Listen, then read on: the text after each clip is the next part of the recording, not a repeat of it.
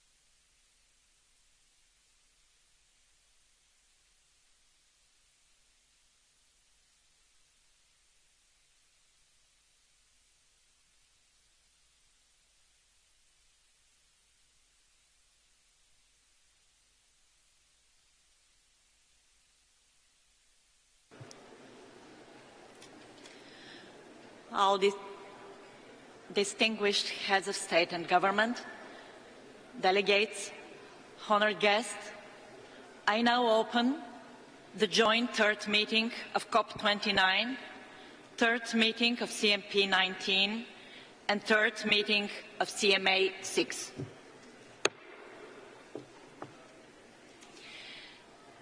As we continue the national statements, I would like to remind distinguished speakers of the actions in place to ensure effective time management.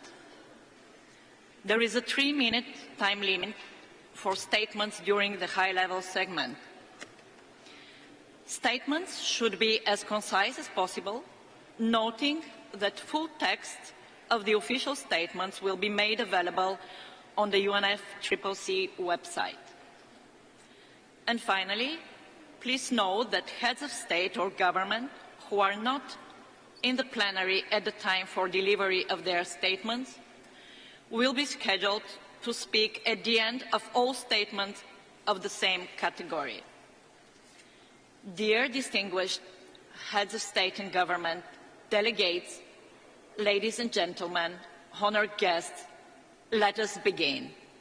Please take your seat.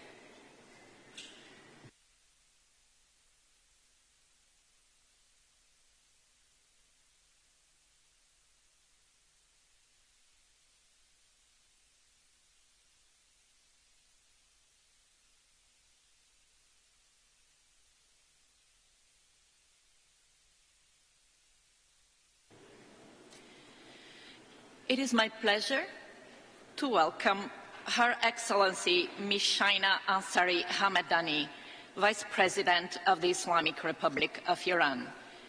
Your Excellency, you have the floor.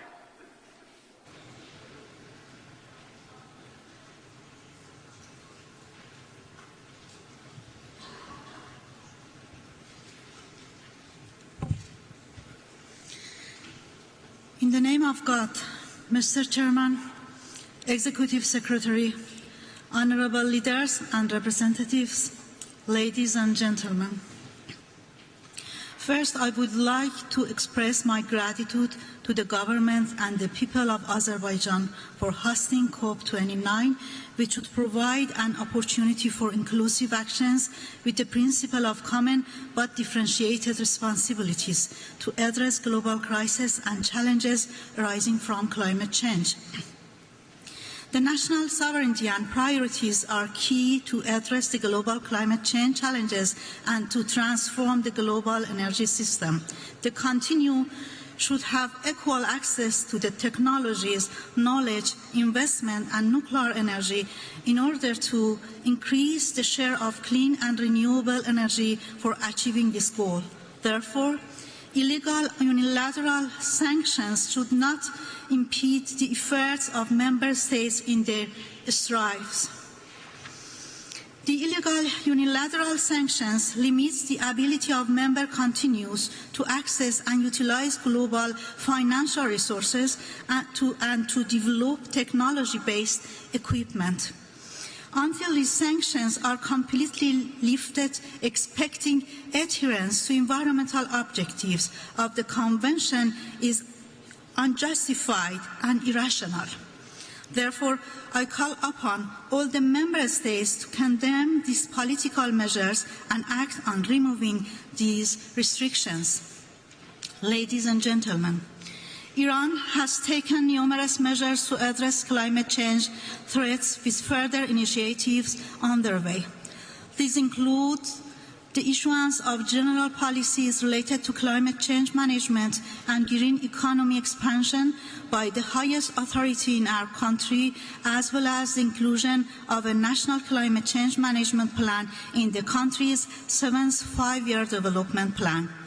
Additionally, implementing projects such as converting fossil fuel-based power plants to combined cycle power plants, reducing emissions in the oil and gas industry, expanding renewable solar and nuclear energy, and other similar actions are further effective steps we have taken.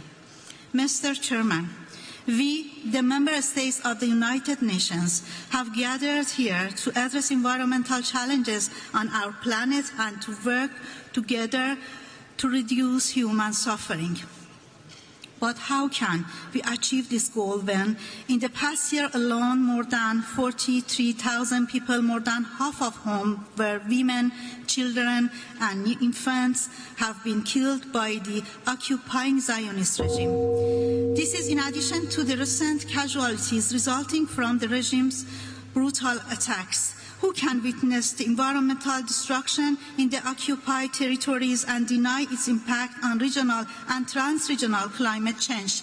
The silence of Western countries maintained by adhering to double standards and selective policies is deeply troubling. Ladies and gentlemen, in conclusion, I would like to emphasize that our shared environment is a common bond and precious heritage for all of us. We hope that international community, free from political issues, will stand together, exchange knowledge, transfer technology, and facilitate accessing financial resources without discrimination, and fully lift unilateral sanctions against countries, particularly the Islamic Republic of Iran. However, we cannot forget the fact that the current climate situation of the world is the result of the industrial policies of few developed countries, and developing states shall not be deprived of their right to development because of what others have done. Once again, we emphasize that if this conference should intend to prove its goodwill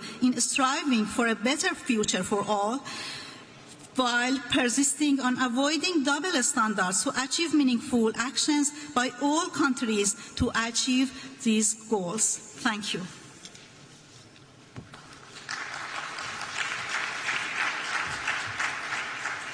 Thank you, Your Excellency.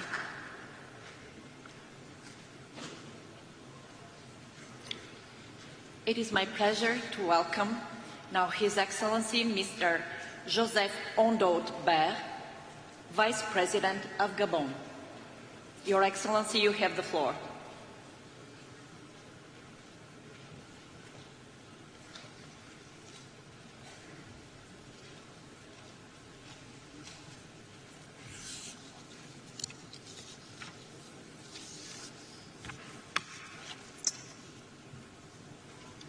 Monsieur le Président de la President of the Republic, Secretary General of the United Nations, Your Excellencies, ladies and gentlemen, heads of government, distinguished delegates, ladies and gentlemen, it's an honor for me to express on behalf of the President of Gabon and Head of State, Brice Oligui Nguema, this statement. He's unable to attend because of other commitments, but please accept his very sincere apologies and his wishes for a full success of the meeting. And we also have to discharge a debt by expressing warmest thanks to His Excellency Mr. Ilham Aliyev, the President of the Republic of Azerbaijan, both in my own name and on behalf of my country, for the very warm welcome and the hospitality extended to myself and my delegation since we arrived. Your Excellencies, ladies and gentlemen, as we meet in Baku, humanity continues to face unprecedented environmental challenges. Indeed, biodiversity loss is quickening, with 70% of wildlife disappearing, and climate change continues with constantly increasing temperature records, and this year the hottest on record. And pollution is spreading around the world, especially with plastics, which is more than 90% of marine pollution. And this affects all countries of the world without exception. Your Excellencies, ladies and gentlemen, multilateralism is the only weapon at our disposal in this long and uncertain war. And today we may have the knowledge, so let's use the necessary strategies and resources. The technological terms, first of all, with the deployment of renewable energies and environmental plans with nature-based solutions, and the key role played by our oceans and forests. Your Excellencies, in financial terms, notwithstanding a small drop in 2022, world wealth continues to grow, and we cannot afford to fail, therefore. Your Excellencies, ladies and gentlemen, the Gabonese population is suffering from an increase in sea levels and flooding and rainfall increases. All of this has a lasting effect on the quality of life of our people and exacerbates the conflict between man and nature. And we continue to fight for both. And that is why our forestry has remained stable, and we've spared no effort to have major land and marine protected areas. Today, I reassert the profound commitment of my country and our people is devoting 3 days to reconstituting our ecological environmental resources and ecosystems in order to deal with climate change. This demonstrates once again that our narratives internationally must correlate with the national situation. Nonetheless, we won't be able to maintain this commitment unless international solidarity is forthcoming. The survival of the planet depends on our ecosystems and on the commitment of countries, given their historic responsibility. And success depends on a more ambitious financial architecture, which means a deep-seated reform of the international financial system for a greener global economy and innovation and flexibility in funding for climate change actions, especially through restructuring of debt. And there needs to be respect for a new and bold NCQG.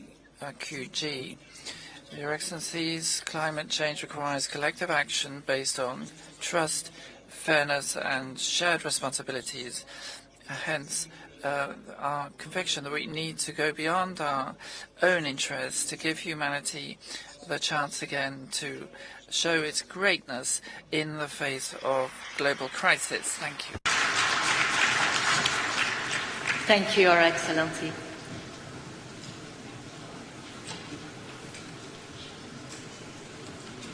It is my pleasure now to welcome His Highness Sheikh Sabah Khaled Al Hamad M. Al Sabah, Crown Prince of Kuwait. Your Highness, you have the floor.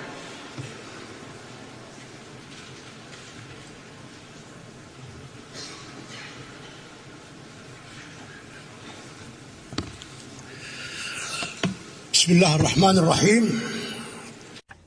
In the name of God, the Merciful, Your Excellency, Mr. President Aliyev of the Friendly Republic of Azerbaijan, Secretary General of the United Nations, Antonio Guterres, Your Highness, Excellencies, ladies and gentlemen, may peace, mercy, and the blessing of God be on all of you. Allow me at the outset to convey the greetings of His Highness the Emir of Kuwait.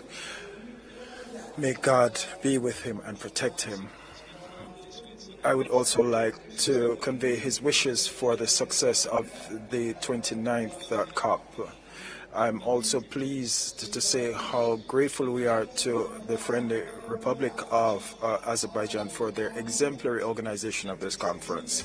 Your Highnesses, Excellencies, there's no doubt that climate change is a global concern and a threat to many countries, and Kuwait is one of them.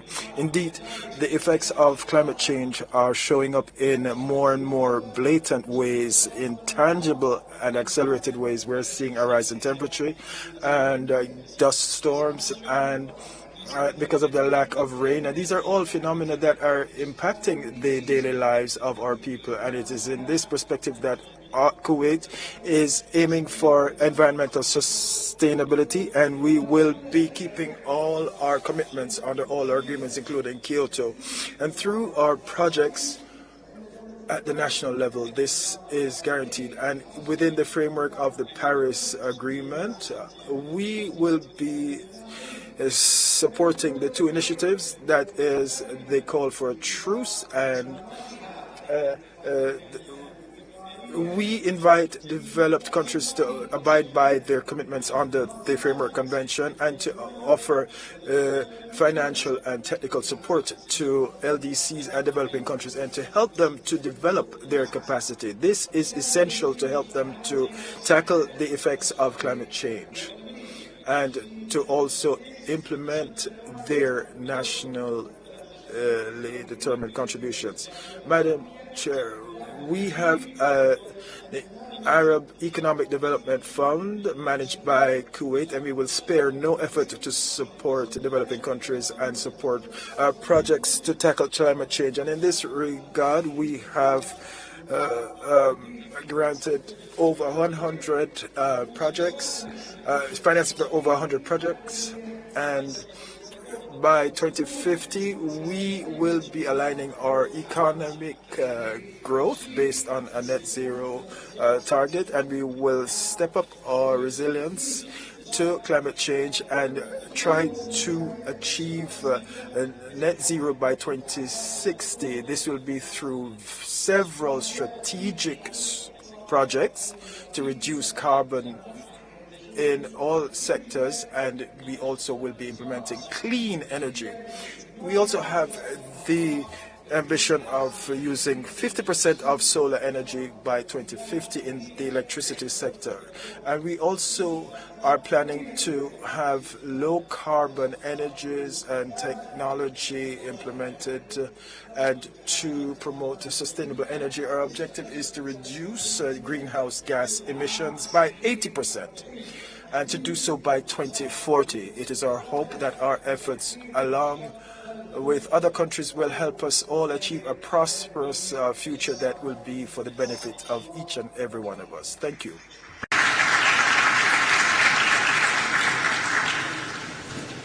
Thank you, Your Highness.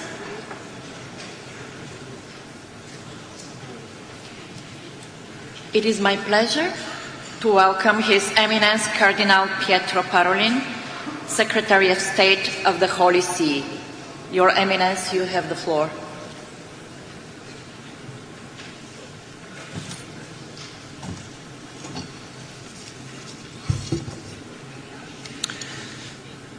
Madam President, Excellencies, ladies and gentlemen, on behalf of Pope Francis, I extend cordial greetings to all of you and wish to assure you of his closeness, support and encouragement so that COP29 may succeed in demonstrating that there is an international community ready to look beyond particularism and to place at the center the good of humanity and our common home, which God has entrusted to our care and responsibility.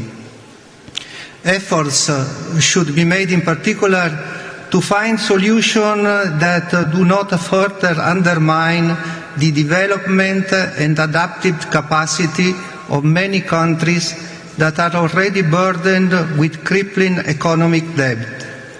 Indeed, ecological debt and foreign debt are two sides of the same coin, mortgaging the future. And I would like to reiterate an appeal that Pope Francis made in view of the ordinary jubilee of the year 2025, asking the more affluent nations that they may acknowledge the gravity of so many of their past decisions and determine to forgive the debts of countries that will never be able to repay them. More than a question of generosity, this is a matter of justice. It is made all the more serious today by a new form of injustice, which we increasingly recognize, namely that a true ecological debt exists, particularly between the global north and south, connected to commercial imbalances which affects on the environment and the disproportionate use of natural resources by certain countries over long periods of time. Therefore, it is essential to seek a new international financial architecture that is human-centered, bold, creative, and based on the principles of equity, justice, and solidarity. A financial architecture that can truly ensure for all countries, especially the poorest and those most vulnerable to climate disasters, both low carbon and high sharing development pathways. For an ambitious agreement that promotes initiatives and processes aimed at truly inclusive development, we must all take responsibility for safeguarding not only our own future, but that of all. I reiterate the dedication and support of the Holy See, especially in the field of integral ecology education and in raising awareness of the environmental as a human and social problem on any number of levels. Thank you.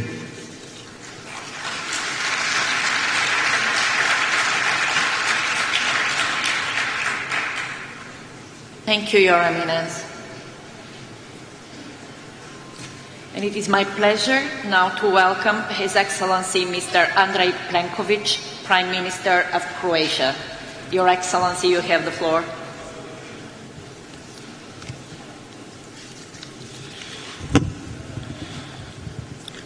Excellencies, ladies and gentlemen, it is an honor to stand before you today to address one of the most pressing issues of our time, the urgent need for global action against climate change.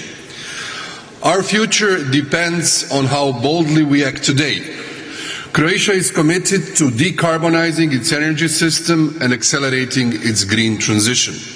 With the International Energy Agency warning of an imminent peak in fossil fuels, shifting away from them is not only climate-wise, but an economic necessity. We are doing our part by supporting our neighbors, starting with Bosnia and Herzegovina, to boost climate resilience and strengthen mitigation. Our achievements and investments in renewable energy reflect our dedication. In 2022, renewables made up 29.5% of our energy consumption, a figure that continues to grow.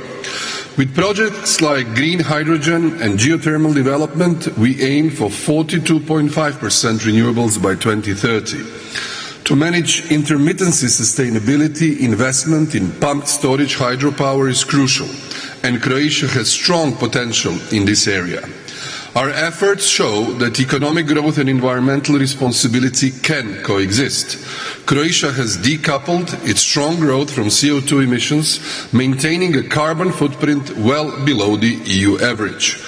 We are committed to protecting our environment and biodiversity, working to safeguard 30% of the Adriatic Sea under the Global Biodiversity Framework. We extend our energy commitment internationally, exemplified by the Clean Energy for EU Islands initiative launched during our EU Council presidency. We are advancing cutting-edge technology that transforms plastic, textiles, sludge, and non-recyclable biogenic waste into zero-emission hydrogen. This innovation tackles pollution and energy excess while reducing methane emissions.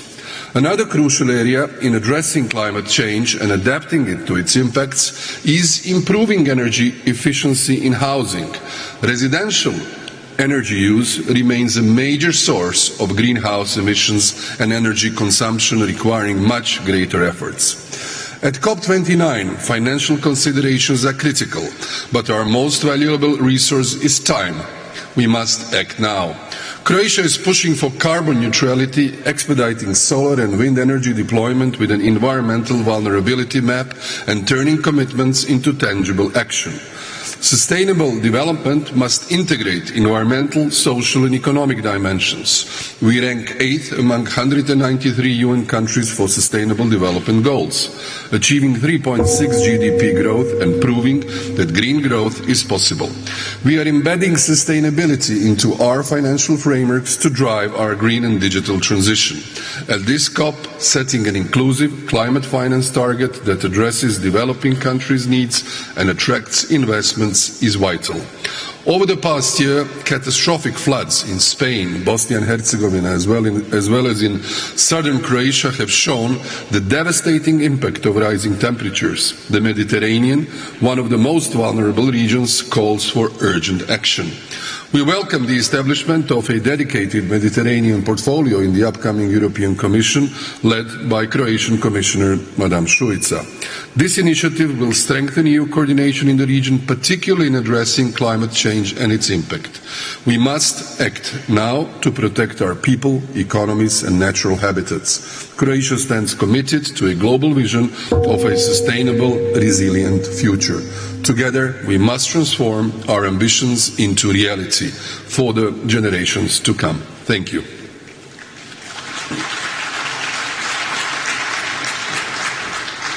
Thank you, Your Excellency.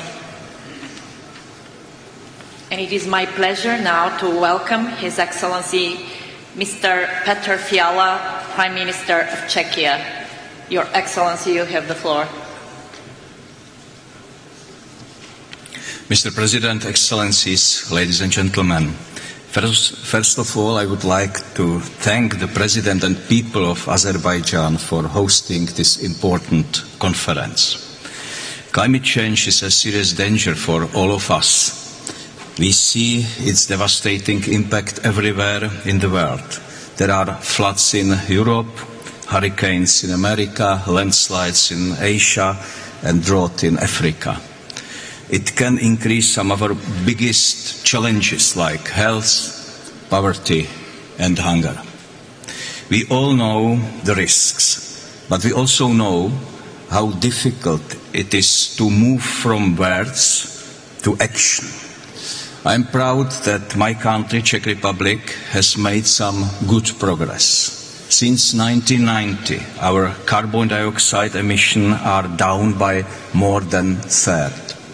Our energy sector changes to the core. We will discontinue coal, and we push for renewables and nuclear power. As I said in Dubai last year, I strongly believe that nuclear power is essential to meet climate goals. It gives me hope that nuclear energy is more and more popular around the world. We also see development in new technologies. Czech Republic has 50 years of experience with nuclear power. We are ready to assist any country that wants to use it in the future. This includes SMRs or traditional technology. Nuclear power has many benefits. It produces extremely clean energy. It is also very safe with the help of skilled experts and strong international standards. Yes, international cooperation, global action and innovative solutions are key to solve this crisis. But only reduction of effects is not enough. We also need to focus on adaptation. We must reconsider our priorities in many ways. We must help each other to change our countryside and infrastructure to manage weather extremes. In everything we do, our cooperation must be practical. When I look at the history of global goals, I see many fails. In many areas and regions, it is extremely difficult to fulfill the promises made. It is not likely that we will have more success with even stronger targets. We need to agree on reliable consensus. It must be ambitious and realistic. This is more important than bombastic declarations which are then impossible to deliver. It is good that the European Union wants to lead the way, but others must follow to make a real difference. That is why I really appreciate the commitment of major economic powers of the world. I am glad that they set good examples. Ladies and gentlemen, the topic of this conference is noble and necessary. We face hardships, but we must not give up.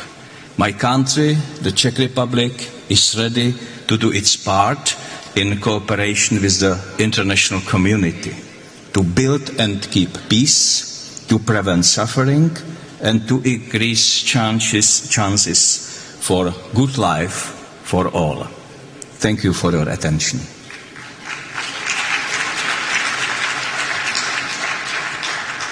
Thank you, Your Excellency. It is my pleasure to welcome His Excellency Mr. Mostafa Kamal Madbouli, Prime Minister of Egypt. Your Excellency, you have the floor.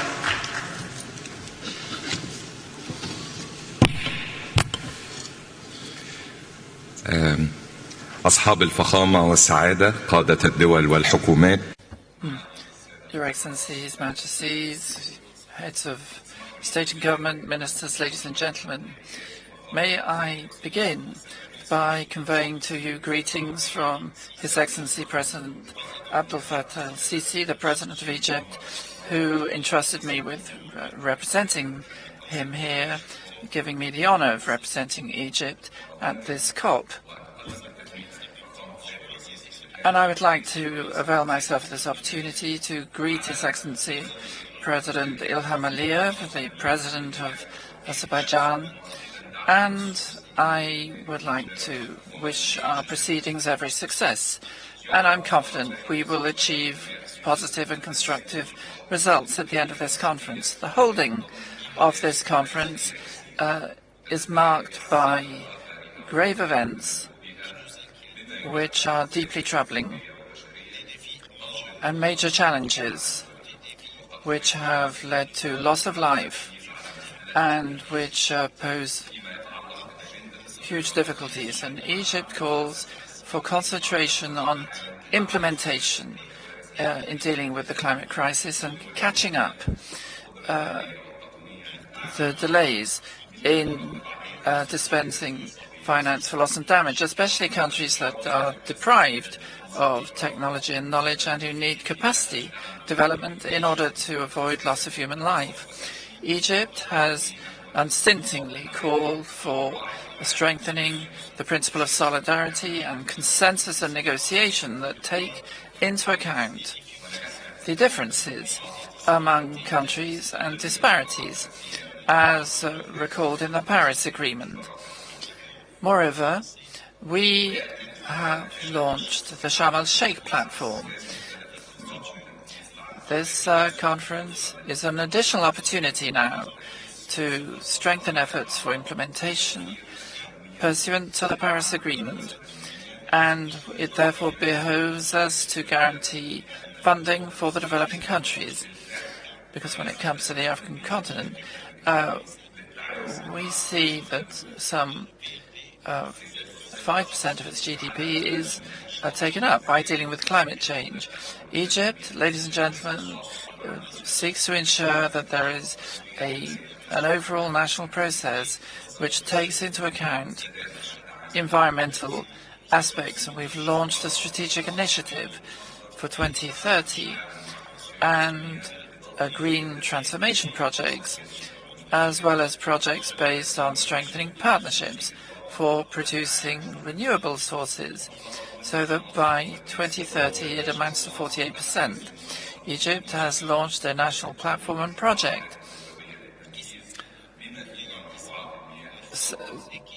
Niue as it's called, which means we shall implement, based on environmental projects and sustainable transportation in the main Egyptian cities. The African countries in general are suffering from a dearth of funding and are dealing with real problems in implementation. And they are called upon to take emergency measures which do not take into account disparities in terms of capacity. And we stress the need for us to have quantitative and qualitative goals. And the main goal must be met first and foremost by the developed countries. And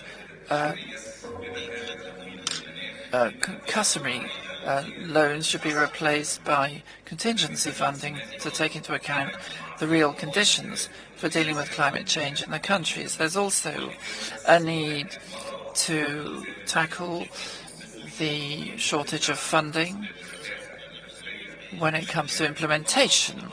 And we wish the Azerbaijani presidency every success, and we are confident we will meet our expected aspirations. Thank you.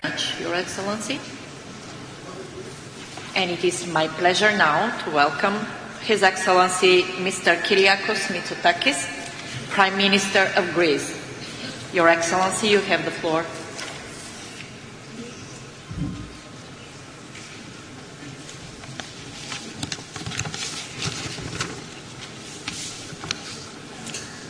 Thank you, Madam President. Excellencies, ladies and gentlemen, we meet again at a pivotal moment. The climate is changing, and we are reminded of this fact almost weekly when another tragedy hits some part of the globe. And this reality gives our deliberations a new sense of urgency. Greece is a pioneer when it comes to the energy transition. Our emissions are down 45% versus 2005. Lignite used to provide much more than 50% of our power generation. Its share today is just 6%. We now rely on wind and solar for almost half of our electricity. We're insulating our houses and building a carbon capture value chain for our industry. And Greece is all in on the energy transition. Yet, to move forward, we must put this transition on a firmer ground. This is the challenge that I see. How can we deliver a transition that our citizens can accept and our companies can afford? How can we avoid a political backlash against this ambitious project? And we see this problem in Europe. Europe is a leader in renewable energy, but we still have higher energy prices than anyone else. We are the only region to impose a heavy tax on emissions. We are almost alone in defending the rules of free trade. Yet Europe accounts for a diminishing share of global emissions, only 6% in 2023. We cannot drive ourselves into industrial oblivion. Net zero must be part of a broader European strategy and not the other way around. We need a smart Green Deal, and I see four urgent recalibrations to get us there. First, Europe and the world must be more honest about the trade-offs involved in the energy transition. Yes, the energy transition will, in the long run, lower costs, but this transition will not be painless. We need to ask hard questions about a path that goes very fast at the expense of our competitiveness and a path that goes somewhat slower but allows our industry to adapt and to thrive.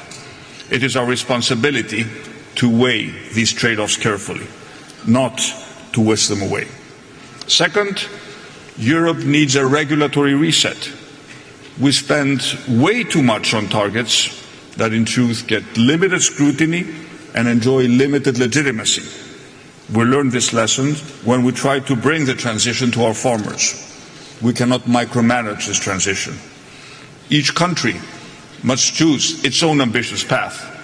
We must aggressively go after the easier emissions first and allow new technologies to mature. We must be ruthlessly technologically neutral. We must let innovation do its work. Third, Europe must rededicate itself to the internal energy market. Rhetorically, everybody supports the internal market, but in practice, Europe often stitches together 27 discrete strategies. We have sometimes a zero-sum mentality within Europe, rather than think about the European and the global interest in a world that is rapidly changing. And the easiest way to strengthen the internal energy market and to bring about the green transition and to lower electricity prices is to invest in our grids. The Draghi report was very clear on this. Grids are a European public good. There is no internal market without a massive expansion in our ability to transport electricity in Europe. And finally, Finally, we need to do more on adaptation. Across Europe and across the world, our citizens are faced with unprecedented climate shocks. We need more resources to prepare, to respond in time in order to save lives and livelihoods, and to help people and communities rebuild after disaster. We cannot focus so much on 2050 that we forget 2024. I am committed as ever to the EU Green Deal. Europe must and will remain a global leader in the transition, but we must be smart and pragmatic, focused on data and science with increased flexibility and with a renewed sense of the things that Europe united can accomplish. We cannot waver in our determination to address climate change, but we must do more to ensure that we can and must continue this journey uninterrupted and without leaving anyone behind. Thank you very much.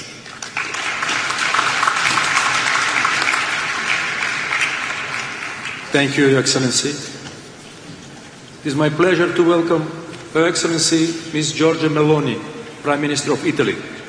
Your Excellency, you have the floor.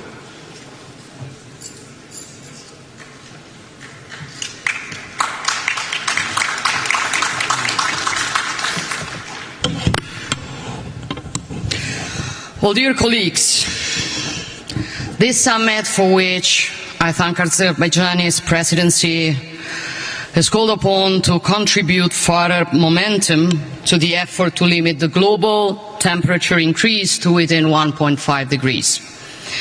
In Dubai, we set ambitious goals, tripling the world's capacity to generate renewable energy and doubling the global rate of energy efficiency improvements by 2030.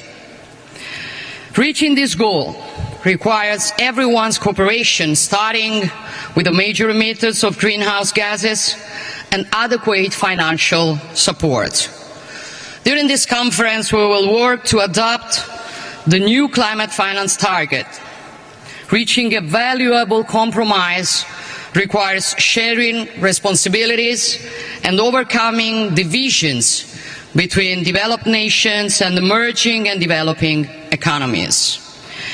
Italy intends to continue to do its own part.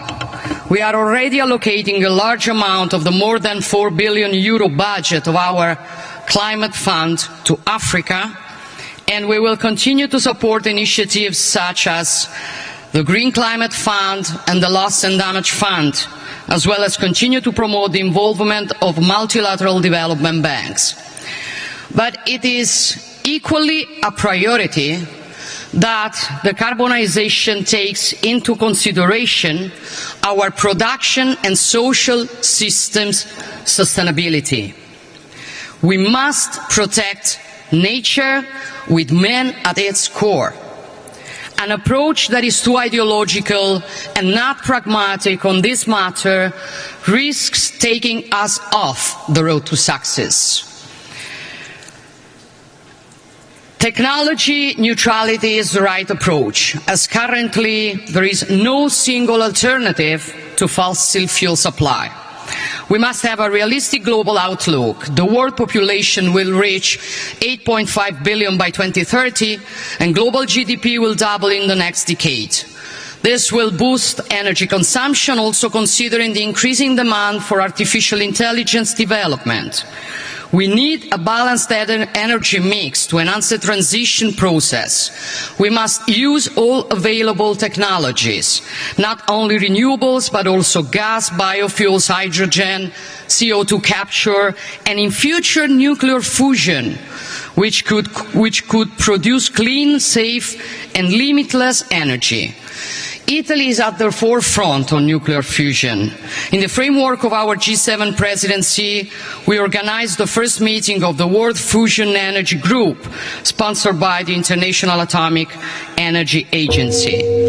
We intend to relaunch this technology, which could be a game changer, as it can turn energy from a geopolitical weapon into a widely accessible resource.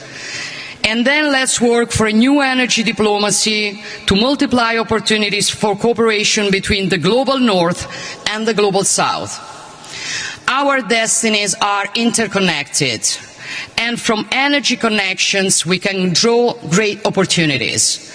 This is the reason why the Climate Energy Nexus is one of the pillars of our Mattei Plan for Africa, the peer-to-peer cooperation strategy that Italy is pursuing, and that I am very pleased to see Azerbaijan as president of the Cop29 as valued as part of the Climate for Peace initiative.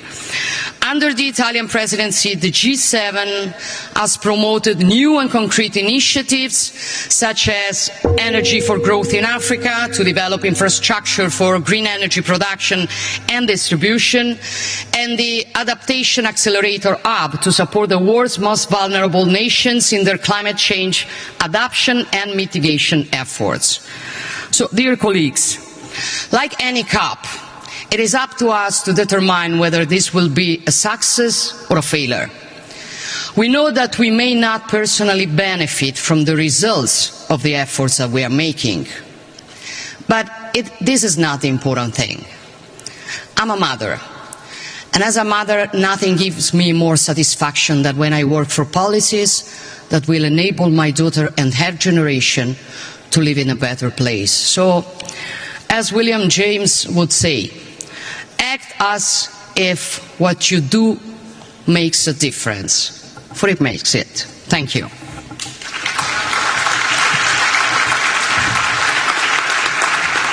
Thank you, Your Excellency. It is my pleasure to welcome His Excellency Mr. Dalton Emani Makamau Tajalagi, Prime Minister of Niue. Honourable Chair, Excellencies, distinguished guests and delegates, Salam. I bring you all Pacific greetings from my government and the people of Niue. Cop29 President, the government and the people of Azerbaijan, I thank you for the warm welcome and a great hospitality. Mr. President, as we gather to confront climate change together, we must ask, are we truly standing united with unwavering commitment to address and shared crisis impacting islands, territories and continents alike? The goal of staying below 1.5 degrees is slipping away from our grasp. For Niue and the Pacific region, climate change is our greatest threat. Despite the challenges of COVID-19 recovery, we continue to face mounting impacts and threaten our survival and resilience. We must work together to preserve our planet for future generations. Niue, one of the world's smallest emitters, bears some of the harshest consequences. IPCC 2023 synthesis report, it says while it is stark, it thus offers hope, only if we act with urgency. The report projects that 127 billion will be needed annually by 2030 for adaptation in developing nations. However, adaptation financing remains below half of this need, currently under $50 billion. Developed nations must finalize the new collective quantified goal for climate change, dedicating at least 50% to adaptation and to fully support and fund the Loss and Damage Fund established at COP27 as a matter of justice for the communities already enduring the worst impacts of climate change, and request urgent, simplified and additional funding for small island development states. We call on multilateral climate funds to streamline access processes, making them efficient and accessible for the most vulnerable countries, for the Pacific and others at risk regions. Accessible finance is not optional. It is essential to ensure timely and reliable support for our people and ecosystems. Effective climate funding requires strengthened capacities within our nations. If the 100 billion annually climate finance target is realized, with 5% allocated to the Pacific, we will need the capacity to effectively manage and implement this support. Pacific Islands countries face an increasingly urgent need for adaptation finance as climate impacts deepen. Although Niue emissions are negligible, we remain committed to our national determined contributions and national adaptation plans. To achieve this, access to the right technologies and resources is essential, as is the financing to implement them. Capacity building will empower us not only to meet climate goals, but to access finance effectively. Let us unite. Let us unite in solidarity at this COP and beyond to foster collective actions towards true climate resilience. I thank you. Psycho, God bless. Thank you, Your Excellency. It is my pleasure to welcome His Excellency Mr. Philip Edward Davis, Prime Minister of the Bahamas. Your Excellency, you have the floor.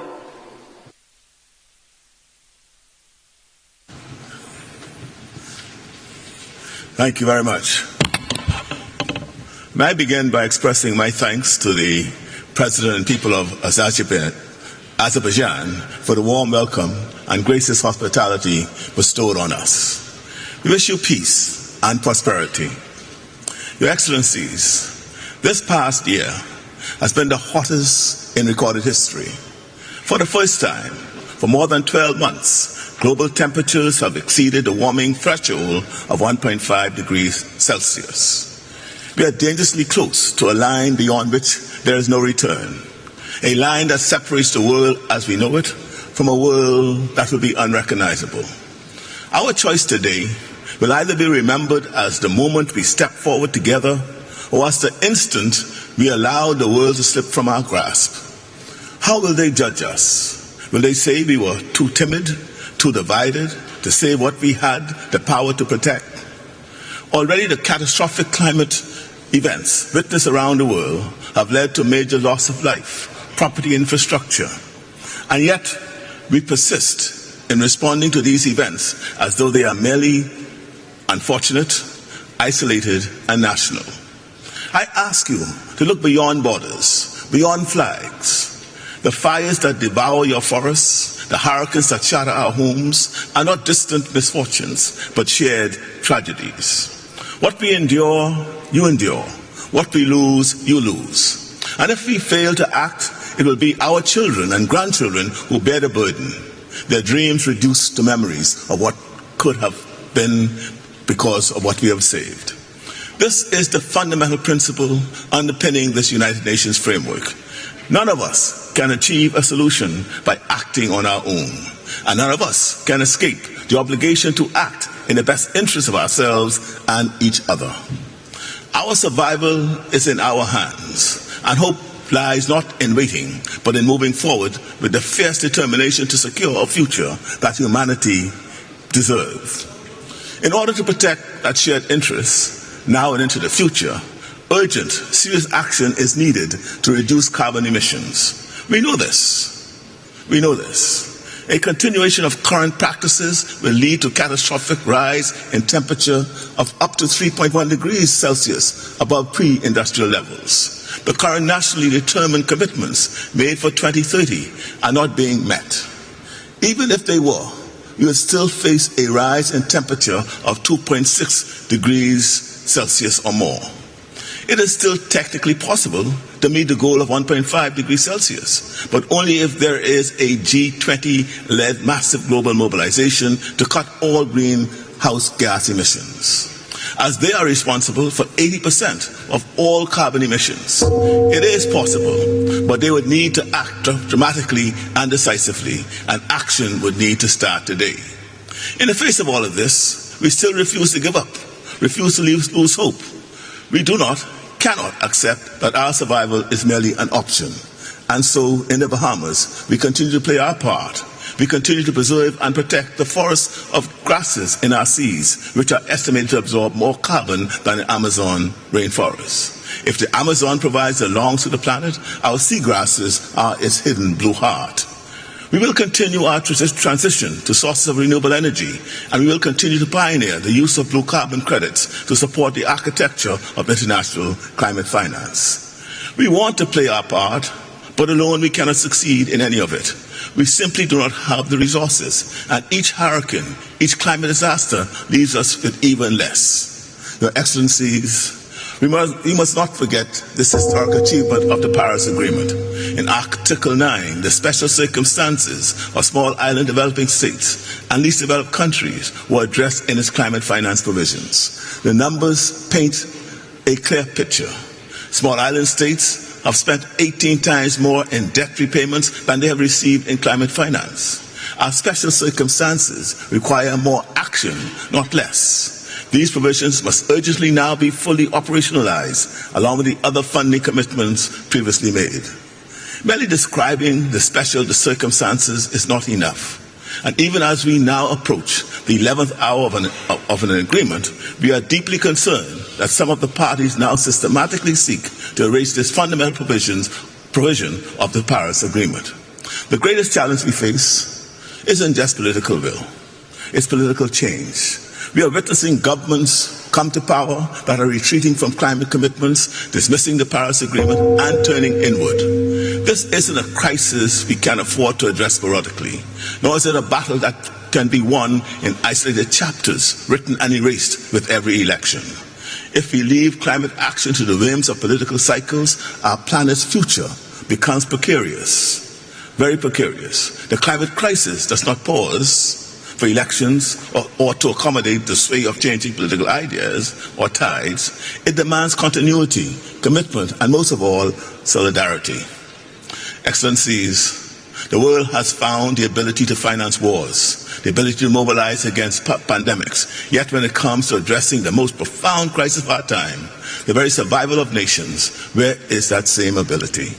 It is time to turn ambition into action, promises into plans, and plans into survival. Thank you. Thank you, Your Excellency. It is my pleasure to welcome His Excellency Mr. Fileti Pinatala Tio, Prime Minister of Tuvalu. Your Excellency, you have the floor.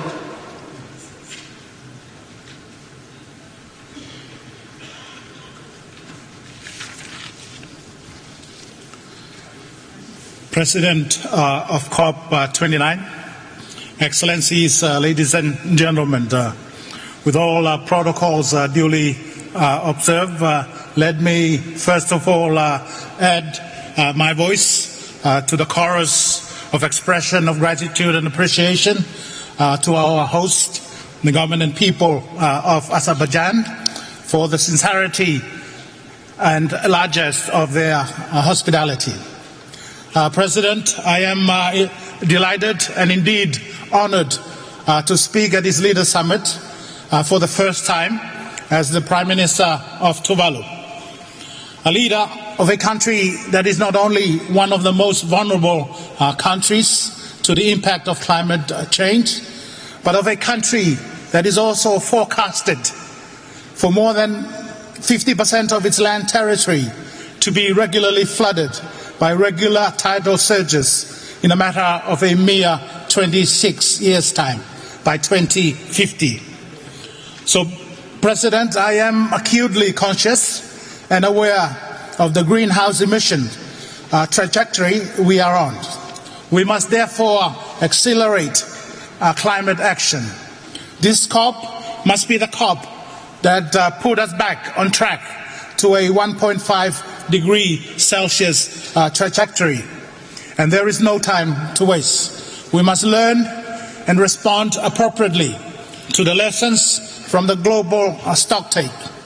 A clear direction from this COP is necessary, if not imperative, to urgently accelerate the deployment of renewable energy and energy efficiency technologies. As the Finance COP, we must conclude the new collective quantified goal on finance to ensure that it delivers the necessary finance to support developing countries meet ambitious mitigation and adaptation goals. It must also deliver the necessary loss and damage and recognize the special circumstances of LDCs and SITs. On the issue of loss and damage, this COP29 must deliver a clear process to ensure the necessary finance will be delivered to the loss and damage fund.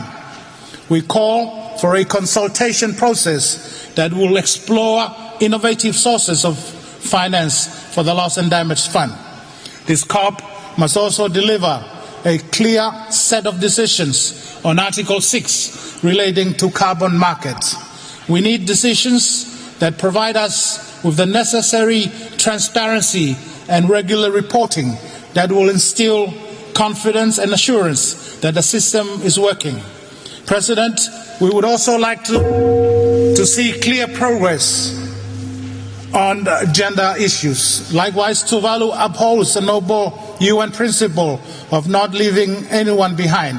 And in that vein, Tuvalu supports the inclusion of the Republic of China, Taiwan in the COP and related processes and in the UN and its specialized agency.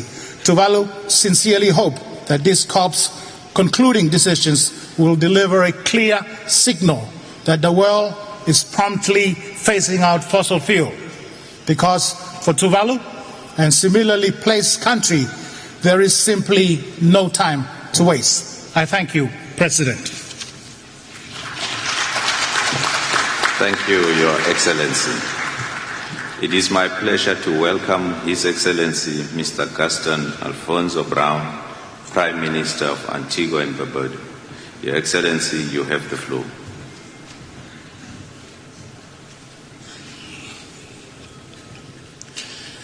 Distinguished ladies and gentlemen, climate change is the single greatest existential threat of our time. Global temperatures are racing past the 1.5 degree threshold, with each year setting new heat records. For nations like Antigua and Barbuda, these are no longer warnings. They are devastating daily realities. Every year of inaction compounds our vulnerability and deepens the injustice that we endure. We cannot wait any longer for empty pledges to become meaningful action. For decades, wealthy nations pledged $100 billion annually to support vulnerable countries, yet these promises have largely gone unfulfilled. Now, as we discuss a new collective quantified goal, we again see proposals that complicate rather than commit. Wealthy polluting countries are seeking to shift responsibility onto elusive private capital instead of ensuring decisive government action to reduce and disincentivize emissions by introducing a global carbon tax to fund the clean energy revolution that is quintessential to saving our planet. To those who bear the greatest responsibility for climate change, I say this: the time for moral responsibility is now. The time for increased climate ambitions is now. If promises of support remain unfulfilled, then justice must demand that those promises are enforced. Today, we see consensus on a clear, substantial climate finance target at COP29 with adequate funding to help us adapt and to build resilience.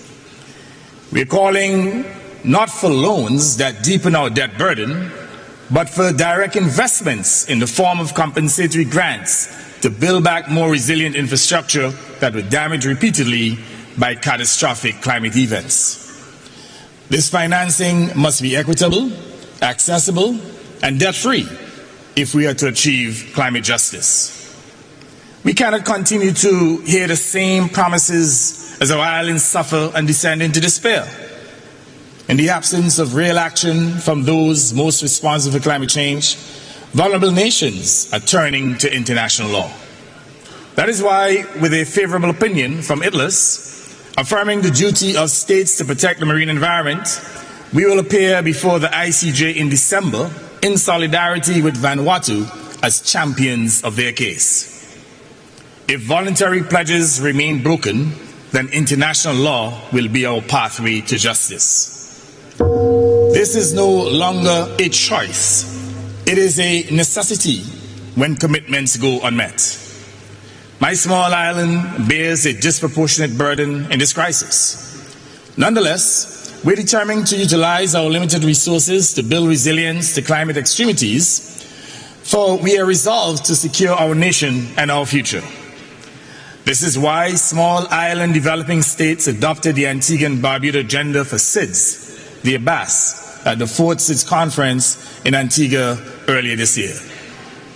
We know that while the bell tolling warns us first, that its sound echoes for all.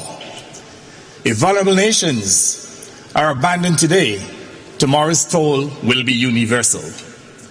This Cop29 must be a turning point where the world chooses justice over delay, responsible leadership over evasion, and decisive action over empty promises.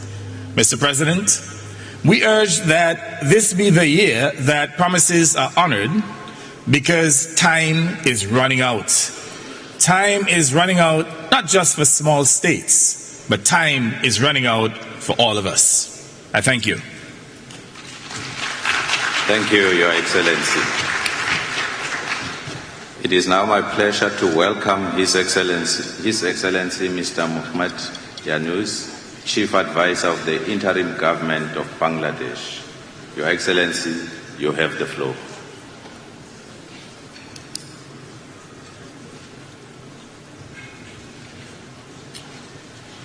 Thank you.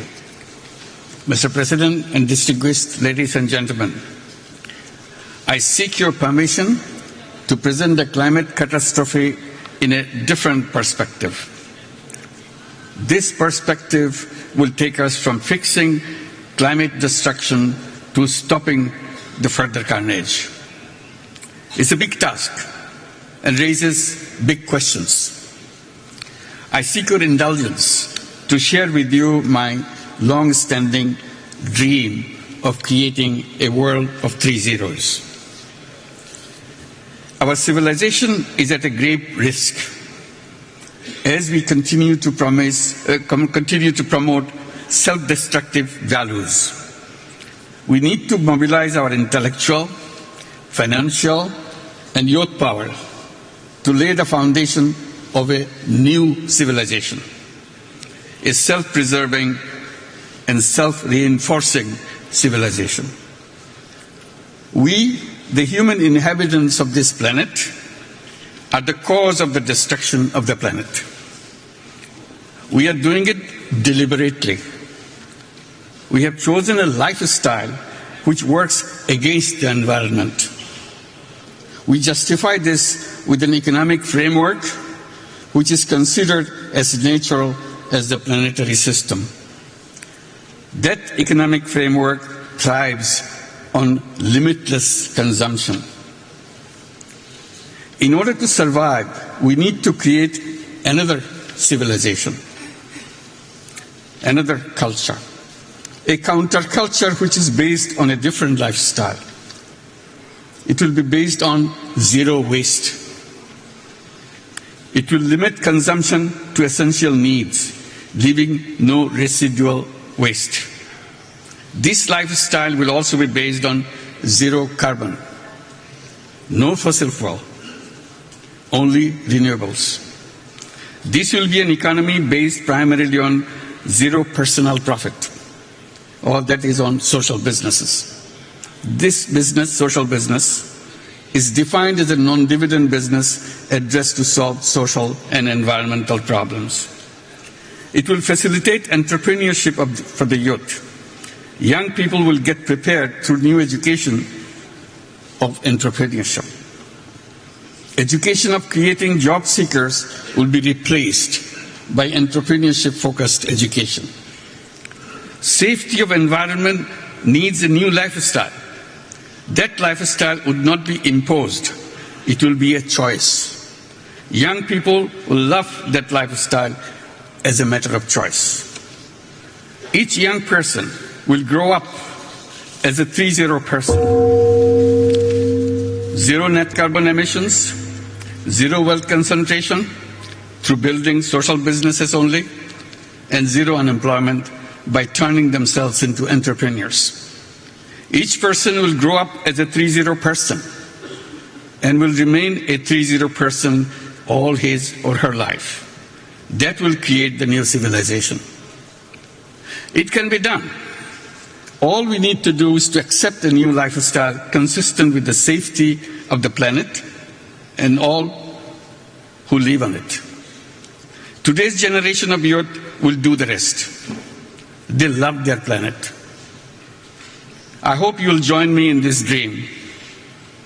If we all dream together, it will happen. Thank you very much. Thank you, Your Excellency. It is my pleasure to welcome His Excellency, Mr. Irakli Kobakidze, Prime Minister of Georgia. Your Excellency, you have the floor. Dear Mr. President, Excellencies, ladies and gentlemen, it's my honor to address you on behalf of Georgia. At the outset, I would like to express my heartfelt gratitude to His Excellency, Mr.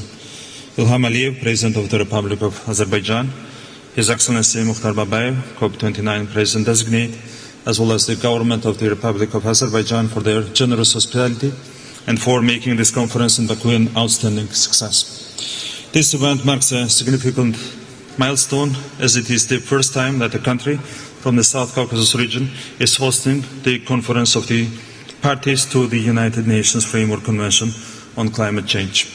I would like to wish Azerbaijan every success in guiding us towards a fruitful and ambitious outcome at COP29, fostering a collaborative spirit and constructive dialogue throughout the negotiations.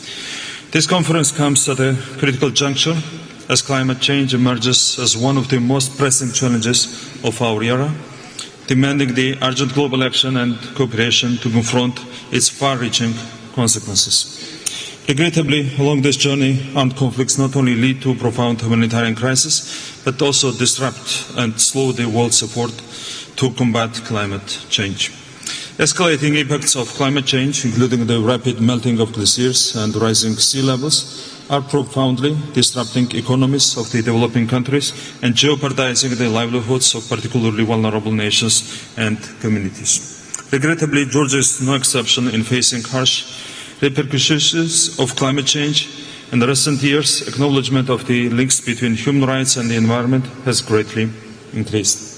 During Georgia's presidency of the Council of Europe in 2019-2020, one of the 4 priorities was human rights and environmental protection. In the final declaration by the Presidency of the Committee of Ministers, the Council of Europe's role as the guarantor of our common pan-European legal framework was underscored, emphasizing its responsibility in integrating environmental dimensions into human rights initiatives and promoting a rights-based approach to environment protection. This declaration laid the foundation for significant advancements in environmental protection within the Council of Europe. The Constitution of Georgia singles out the right to the environment as a basic right, while in the constitutions of a number of leading countries, the right of life is used when discussing the right to the environment. So does the European Court of Human Rights. In response to these urgent challenges, it's crucial that we remain steadfast in our commitment to halve global greenhouse gas emissions by 2030. Achieving this goal is critical if we are to limit global warming to the 1.5 degrees Celsius target set by the Paris Agreement. The government of Georgia is dedicated to fulfilling its national commitments by taking concrete actions to implement the Paris Agreement. To this end, Georgia is committed to submitting its third-generation nationally determined contributions by 2025, consistent with the aim of limiting global warming to within the 1.5 degrees Celsius limit and advancing the vision of Europe as the first continent to achieve net zero emissions. In preparing the new NDC, the government of Georgia is actively engaging key stakeholders by embracing an inclusive, whole-of-society approach.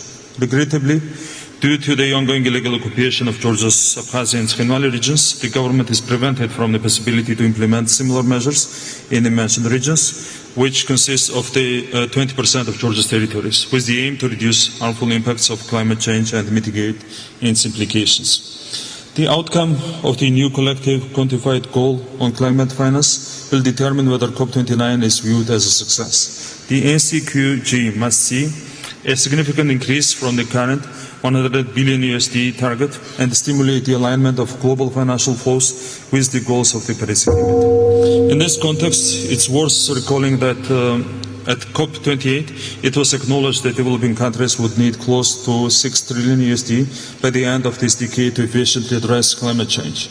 COP29 must also improve access to climate finance for developing countries and build capacity so that these countries can effectively utilize increased climate finance. In Georgia, we take our responsibility to address the climate crisis and have already undertaken significant steps to make a meaningful impact. Georgia is committed to ongoing efforts to mainstream climate action in the national budget through annual assessments, enabling us to measure the impact of climate change on our expenditures and economic development.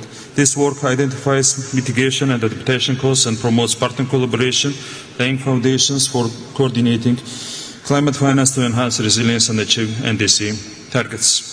Effective climate policy development alongside transformative programs and the decoupling of economic growth in developing countries depends heavily on the successful alignment of global financial flows with the Paris Agreement's objectives. Substantial financial support, technical assistance, and technology transfer to developing nations are all crucial for effective implementation of their ambitious climate targets. In conclusion, let me stress that Georgia is honored to participate in the COP taking place in our region. Let us begin the journey of turning our collective aspirations into meaningful results and a fight against climate change. We will work to support our neighbors and friends from Azerbaijan to achieve a successful outcome of COP29. Together, we are transforming South Caucasus region into the region of opportunities and success. Thank you very much. Thank you, Your Excellency. It is my pleasure to welcome His Excellency Mr. Siausi Ofakivahafulo Zovalani, Prime Minister of Tonga. Your Excellency, you have the floor.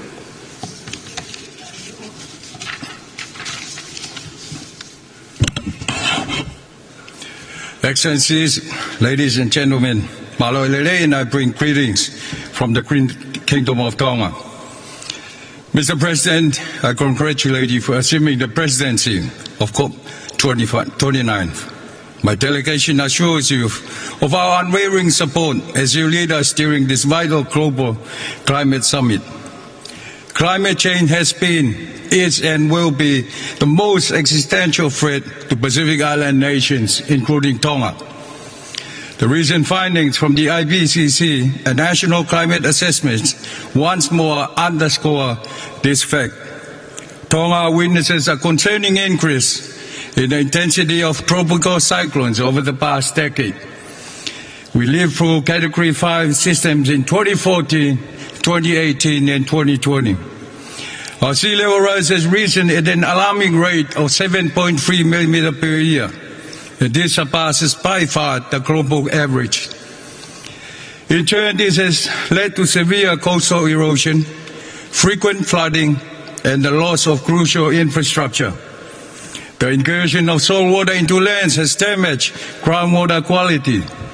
Rising ocean temperatures have caused widespread coral bleaching and a decline in marine biodiversity. The latest NDC synthesis report and UNEP emission cap report paint a sobering picture.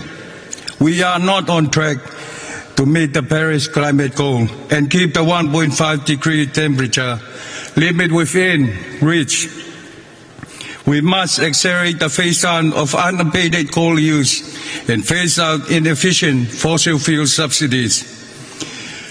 Tonga has a negligible contribution to global greenhouse gas emission, but we are steadfast in our commitment to implementing the necessary climate actions and targets. As the current chair of the Pacific Island Forum, Tonga strongly reiterates the critical importance of commensurate and timely access to climate finance for small island developing states. We reiterate our call on developed countries to fulfill their long-standing commitment to mobilize $100 billion annually. We welcome the establishment of the Loss and Damage Fund at COP27 and emphasize the urgent need to operationalize this fund. We call upon the Green Climate Fund to recognize the robust procedures of multinational organizations such as World Bank and encourage innovative approaches and partnerships such as the Save the Children initiative, in which Tonga is a pilot country. Tonga supports the Unlocking the Blue Pacific Prosperity endorsed by Pacific leaders, aim to build effective ocean management, robust food system, and sustainable finance. In addition, our Pacific leaders recognize that we need timely, predictable, and scale-up access to climate finance and establish the Pacific Resilient Facility. This is Pacific-led, member-owned, and managed climate and disaster resilient financing facility. We urge global partners to continue their support for these two crucial regional facilities. At the national level, Tonga established the Tonga Climate Fund to accelerate the implementation of our climate action and achieve our vision to be a resilient Tonga by 2035. We further echo the call of Pacific leaders for states and regions to support the 2021 landmark declaration on preserving maritime zones, reaffirming our commitment to safeguarding our maritime zones from the adverse impact of sea level rise. Mr. President, Tonga fully supports the bid from Australia to host Cop31, as it will be known as the Pacific COP. In closing, I express our deep hope that Cop29 will foster genuine partnership and cooperation among all parties, and we must honor our respective responsibilities, especially now, as time is not on our side. I thank you. Thank you, Your Excellency. It is my pleasure to welcome His Excellency Mr. Edi Rama, Prime Minister of Albania. Your Excellency, you have the floor.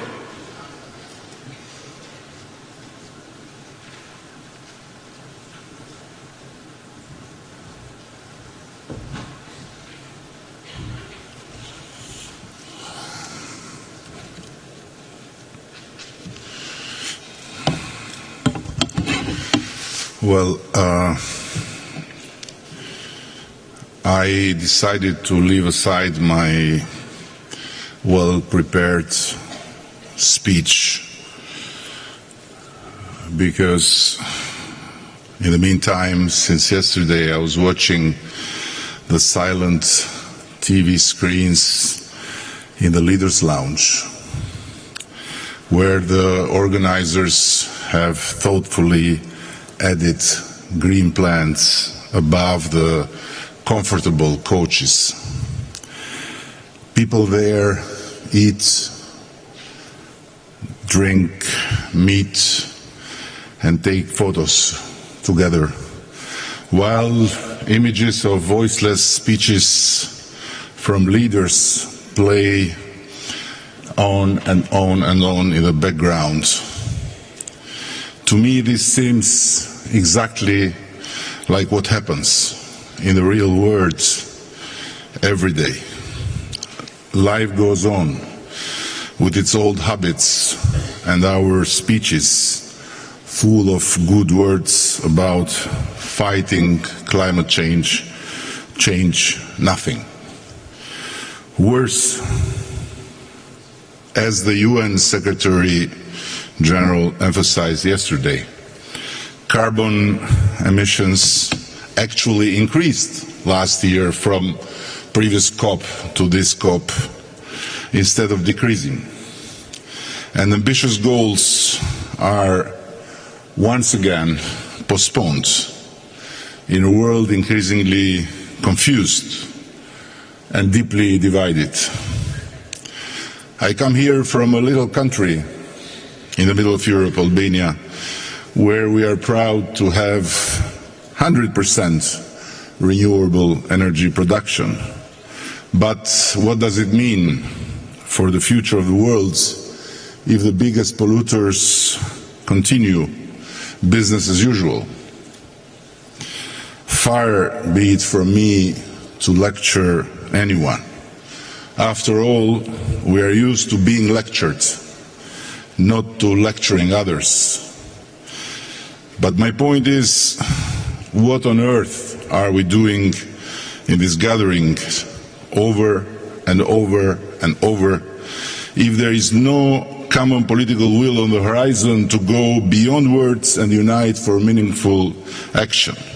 And adding insult to the injury, some major and minor players even boycotted this annual global event. What does this mean? For a long time, we Albanians lived under the curse of a brutal history that left us in complete isolation. No individual rights, no freedom of movement, no hope for the future. Recently, we have been blessed with the company of the European Union, and for the first time in our history, freedom, individual rights, hopes and dreams have become part of our lives.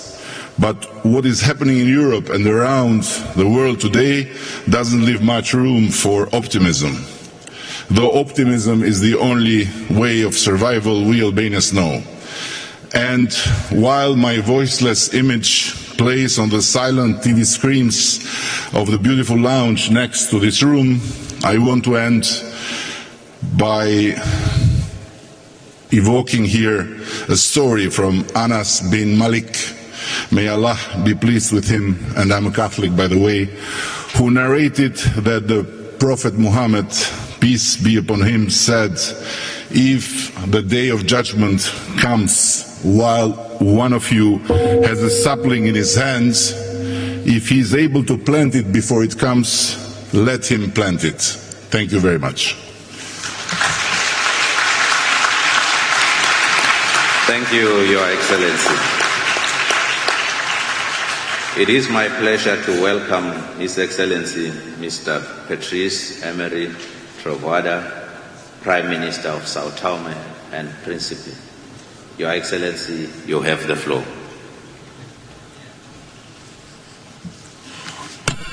Thank you, Mr. President.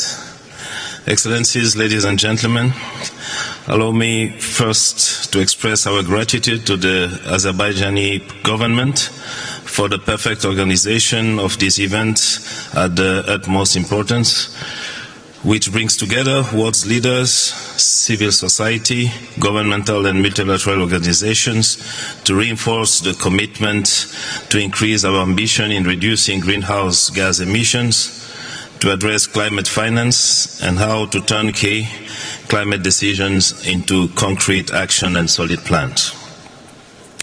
Being member of the Small Island Developing State, I would like to commend the Republic of Azerbaijan for its solidarity on the initiative to support islands. Excellencies, Tome and Principe, an island country located in the Gulf of Guinea, stands out for its natural beauty and unique terrestrial and marine biodiversity, harboring species found nowhere else in the world. As a small island developing state, our country faces specificities and vulnerabilities that make it particularly sensitive to climate change. Although Sao Tome and Principe have a low rate of greenhouse gas emission, our populations every single day suffers the consequences of the climate change. These effects put food security, water resources, and livelihoods at risk, as well as compromising any development and resilience initiatives. Despite these challenges, we have made continuous efforts to adapt and to mitigate climate change, mobilizing climate finance for sustainable development and the protection of our ecosystem. Notable initiatives include the conservation of mangrove, the creation of marine protected areas, and protecting natural park on the island of Sao Tome, as well on the island of Principe, which has already been recognized as a World Biosphere Reserve. In line with the Paris Agreement, we are committed to reduce emissions by 27% by 2030.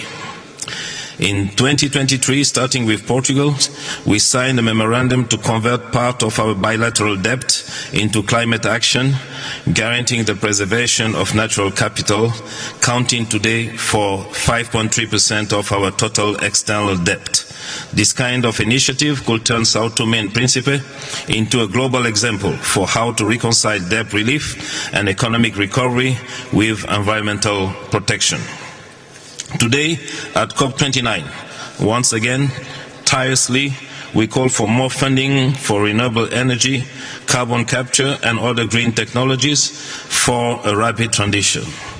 Once again, we call for enacting stricter regulations and a fair and unified approach to the problem based on climate finance, climate justice, and common sense. We will not give up. We need to increase global public awareness as, independent of geographies, fact and science is unequivocal about the world's conjuncture worsening. We are leaders leading people, and it's our responsibility to ensure that our decision and action brings concrete benefits for them capable of shaping the future of humanity. I thank you. Thank you, Your Excellency. It is my pleasure to welcome His Excellency, Mr. Deacon Michel, Prime Minister of Grenada. Your Excellency, you have the floor.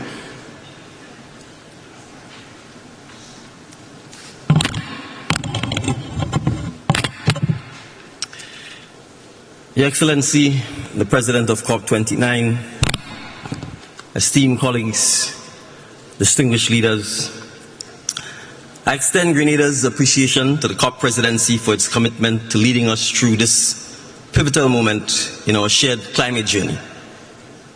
Grenada, and by extension CARICOM, stand ready to work in partnership with you toward a successful and truly impactful COP29. What do you say in 2 minutes, 30 seconds that makes a difference? I lead a country that this year experienced, for the first half of the year, a 15-year drought. And then on the first day of the second half of the year, experienced the earliest Category 5 hurricane that devastated our islands of Carriacou and Petit Martinique. And at this very moment, as I stand here, yet again, my island is being devastated by flash flooding, landslides, and deluge of excessive rainfall, all in the space of a matter of a couple hours. That is the reality lived by small island developing states. And so it takes a lot of courage to come to this event. In fact, it's my first, it may be my last. The reality is, we're not here to beg. We're not here to ask for sympathy. We are here to say that it's one planet. It may be small island developing states today. It will be Spain tomorrow. It will be Florida the day after. It's one planet. It's one Earth. And the partnership that we are asking for, the partnership to finance climate adaptation, the partnership to finance climate resilience, is a partnership that works in the best interests of the planet and of all of mankind. So whether it's innovative financing tools like our catastrophic parametric risk insurance, or whether it's not using a big word like operationalize the loss and damage fund, but actually put the money in the fund and make it available for those of us who suffer the loss and damage, it's a partnership for mutual benefit. Because the lessons we learn in small island developing states of resilience, of adaptability, of sustainability is a lesson that we can share with the world. And that's all we're asking for, partnership. Thank you. Thank you, Your Excellency. It is my pleasure to welcome His Excellency, Mr. Mian Mohammed Shehbaz Sharif, Prime Minister of Pakistan. Your Excellency, you have the floor.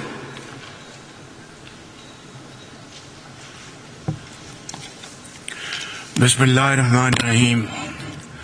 Ya ayyuhallazina amanu taqullaha wa qulu qawlan sadida yuslih lakum a'malakum wa yaghfir lakum dhunubakum wa man yuti' Allah wa rasulahu faqad faza fawzan azima. Excellencies, ladies and gentlemen, I would like to congratulate my very dear brother, President Ilham Aliyev, for organizing a wonderful event to understand the calamities which unfortunately some of the countries have already faced, and some will, if we do not act to counter those measures which are so important at this point in time to have conducive environment so that a country like Pakistan, which faced one of the most devastating floods out of climate change back in 2022, which left millions of people homeless. They were spending days and nights under open skies. Millions of acres of land in Pakistan submerged, and standing crops were completely destroyed. Millions of houses were absolutely submerged, and almost 1,700 people died. And of course, the loss to our economy was about $30 million. That was the cruel intensity of those floods. And this must be kept in mind, ladies and gentlemen, that Pakistan is one of those countries which hardly contribute 0.5% of emissions, global emissions, and yet we are vulnerable and in the list of those 10 countries which can, God forbid, face this kind of devastation again. My memories are still fresh. I was meeting people in Balochistan who were affected by these floods. A boy by the name of Ikramullah had lost everything. His entire village was erased from the face of the earth. His home was completely demolished, and his school was also submerged. And we had arranged his education to another part of Pakistan, and this boy is becoming a very productive hand of Pakistan, but not for all those who had suffered this calamity in Pakistan and other parts of the world. So, ladies and gentlemen, here is this opportunity that Cop29 should understand, make this understanding loud and clear, that we will have to fulfill those financial pledges committed in COP27, COP28, and yet I think those huge financial commitments have to be materialized. Ladies and gentlemen, we would also like to raise this point that 10 years ago in Paris, we had failed to stop the rise in emissions and catastrophic global warming. And those pledges in Paris 10 years ago, which were made, have yet to see the light of the day. Ladies and gentlemen, as the -1 emitters, we should not brave the impact of emissions realized by others without even the tools to finance resilience. Without climate justice, there can be no real resilience, and I wouldn't want other countries to face the plight Pakistan faced back in 2022. Ladies and gentlemen, Pakistan is a resilient, hard-working and responsible nation, and we are fully committed to being part of the global climate solutions. My government has taken concrete actions to deliver on its commitment of producing 60% of all energy from clean sources and shifting 30% of our vehicles to EVs by the end of this decade. At the same time, Pakistan is going to go through a renewable energy revolution. Last year, Pakistan presented a comprehensive national adaptation plan, and this year we have developed our national carbon market framework. But we cannot do it alone. Pakistan needs international support to deliver on its climate ambitions. Ladies and gentlemen, the hammer is on. I'd not like to take more time, but let me say, developing countries will need an estimated $6.8 trillion by 2030 to implement less than half their current NDCs. The same goes for adaptation and loss and damage. And in Cop27, Pakistan led this phenomenon by our very able team led by Madam Shari Rahman. We believe that under Azerbaijan's able leadership, Cop29 can transform into a finance corp by restoring confidence in the pledging process and scaling up climate finance. I strongly feel that climate finance must be grant-based and not add to the debt burden of vulnerable developing countries. Finally, Excellencies, 2 years ago, I warned, and I warned at the top of my voice, that the future would never forgive our inaction. Today, I echo the same warning with greater urgency and fullest energy at my command. Ladies and gentlemen, we know the causes, we know the solutions. Now, we must find the courage to act and act swiftly. I thank you. Thank you, Your Excellency. It is my pleasure to welcome His Excellency Mr. Daniel Nicholas Risch, Prime Minister of Liechtenstein. Your Excellency, you have the floor.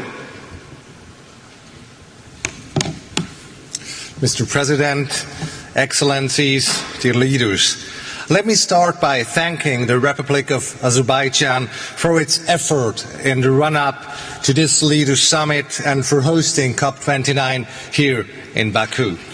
The presence of so many states from around the world is a powerful sign that the fight against climate change is a key challenge of our time. Also, it underscores that only together we can find solutions. And noticing the slight critics on Europe and at least some European states in the introductory remarks of President Aliyev, I'd like to point to the fact that all European countries sent high-level delegations to Baku, and that I myself and a large group of prime ministers and presidents from Europe are here in Baku to show full support of COP29. Because one thing is clear: multilateralism must be our answer to the global threats arising from climate change. Our annual gathering is also a sign of enduring courage. Our world is experiencing a multitude of security, economic, political and social challenges. The number of conflicts and therefore also the number of displaced persons and humanitarian needs is steadily increasing. Climate change in particular has the potential to further aggravate global security risks. It is therefore crucial that we come together again to keep the targets of the Paris Agreement within reach. One thing is clear to me: It will be us who have to explain our children and grandchildren why we have not tried harder. With a quarter of this century almost over, we all feel the increasingly negative consequences of human-made global warming. The time is now for bold steps to keep these negative effects at bay. It is the challenge of our generation to shape the current political and economical system for a more sustainable future for all. Last year, we came together in Dubai and agreed on the beginning of the end of the fossil fuel era, a crucial step to realize the steep and fast reductions in carbon emissions necessary. Liechtenstein has strongly supported this bold decision and encouraged all states to strive for the most ambitious carbon reduction targets possible. Cop28 also marked the conclusion of the first global stocktake. The GST and the scientific evidence provided by the IPCC have laid bare the gaps with regard to climate action. These gaps need to be addressed at this COP and in the next round of nationally determined contributions due next year. Liechtenstein fully supports the outcomes of this first GST and intends to submit its updated NDC in early 2025, well ahead of next COP in Brazil. Let me be clear at this point. Producing ambition NDCs on paper is important, but in the end the actual delivery and implementation of these targets will be what counts. It is not about leading by promise, but about leading by example. In this spirit, Liechtenstein has always taken its commitment serious. Despite being one of the most industrialized countries in the world, our carbon emissions have declined by 30% compared to 1990, while GDP is 5 times higher than back then. This was only possible due to strong commitments from our private sector to actively reduce their emissions and the adoption of ambitious policies. Mr. President, I hope that this year's COP will also mark a step change in the way we provide financial means for developing countries in need of support. As we have learned from the current climate financial goals, a quantitative target can lead to frustrations both with developing and developed countries. To counter this, we strongly advocate for a stronger focus on qualitative elements, adding flexibility and the foundation to the further scale-up climate finance. Liechtenstein is already and will continue to provide voluntary climate finance, currently amounting to around $70 per capita. And we encourage all countries in a position to do so to also start providing voluntary climate finance. Looking ahead, our delegation is ready to engage in the upcoming negotiations and will support the presidency in its effort to achieve meaningful and robust decisions. We all may face challenges currently, but we are obliged to do our best to keep the goals of the Paris Agreement within reach, for us and for the generations to come. I thank you. Thank you, Your Excellency. It is my pleasure to welcome His Excellency Mr. Aziz Akanouch, Prime Minister of Morocco. Your Excellency, you have the floor. Merci. Thank you, Mr. President. Excellencies, heads of state and government, ladies and gentlemen, we thank and congratulate Azerbaijan on organizing COP29 and for its unstinting commitment in preparing this momentous event. Under the enlightened leadership of His Majesty King Mohammed VI, may God help him, Morocco has for many years played a major role in the energy transition at the international, national, and continental levels. And here, the Initiative for the Adaptation of African Agriculture, known as AAA, was launched under the auspices of His Majesty at COP22 in Marrakesh with a bold vision: transform African agriculture and protect the environment to tackle climate change. In close collaboration with the African Adaptation Initiative, the AAA initiative continued its action on 3 main tracks: improving soil management, increased access to water for irrigation, and the integration of resilient agricultural technologies. Ladies and gentlemen, in keeping with the enlightened vision of His Majesty the King, renewable energies in Morocco today account for approximately 40% of electric production capacity, a figure which will rise to 52% by 2030. Morocco has also begun updating its nationally determined contribution, NDC, and will be raising its decarbonization ambitions, and by integrating new structuring projects, namely desalination plants using renewable energy and repurposing biomass, as well as green hydrogen. With some of the most competitive solar and wind resources, as well as a proven track record in attracting investors, Morocco intends to play a key role in responding to the major challenges of carbon neutrality. Ladies and gentlemen, Morocco takes full ownership of its responsibilities. However, these challenges concern each and every nation of this planet, especially the most industrialized countries.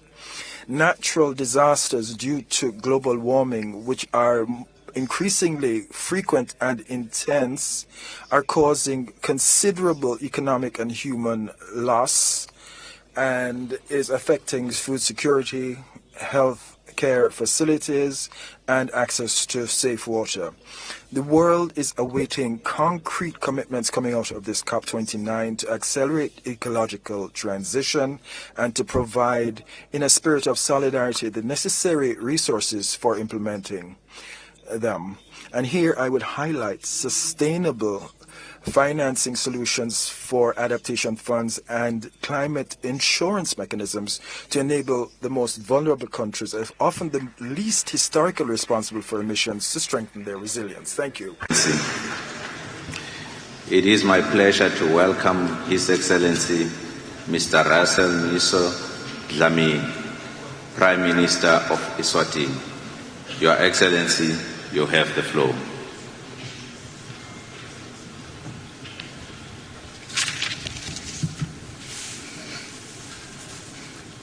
Excellency President Ilham Aliyev, President of the Republic of Azerbaijan, Your Excellencies, Mukhtar Babayev, President of the 29th Conference of State Parties to the UNFCCC. I am honored to deliver this statement on behalf of His Majesty King Mswati III, Head of State of the Kingdom of Eswatini. A year ago, in Dubai, multiple leaders stood on this platform, urging immediate action to tackle climate change. Since then, our countries, Eswatini included, have endured severe climate-induced events. In our case, these ranged from destructive hailstorms to droughts that have upended livelihoods, especially in agriculture, a key sector for the people of Eswatini. Excellencies, it is abundantly clear that we are at a critical juncture. The World Meteorological Organization warns of an 80% chance that global temperatures will exceed 1.5 degrees Celsius above the pre-industrial levels within the next 5 years. A catastrophic milestone.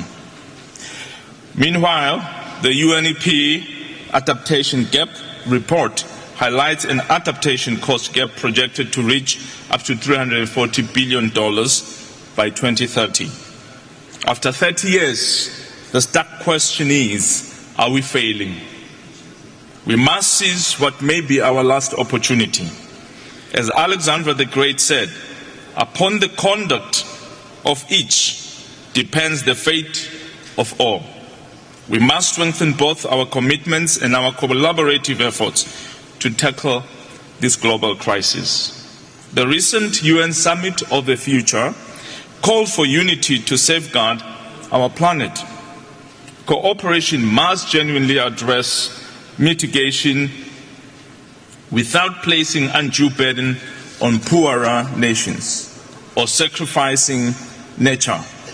Equitable solutions for all people, profits, and our planet are imperative. Meaningful action also demands that no country be left behind. In this regard, we urge the inclusion of the Republic of China and Taiwan in our collective climate response to leverage their contributions. Effective climate finance remains essential, yet accessing these funds is overly complex for developing nations like Eswatini. We face frequent climate-induced disasters, compounded by financial barriers that reverse development gains. Disaster relief and climate finance must be simplified, streamlined, and expanded with a focus on adaptation, mitigation, and just transitions. As we finalize our NDCs, let us not lose sight of the ultimate goal. Together, we must commit to a world where future generations will look back on this moment as the turning point toward a resilient and sustainable climate. Thank you. Thank you, Your Excellency. It is my pleasure to welcome His Excellency, Mr. Mark Stephen Brown, Prime Minister of Cook Island. Your Excellency, you have the floor.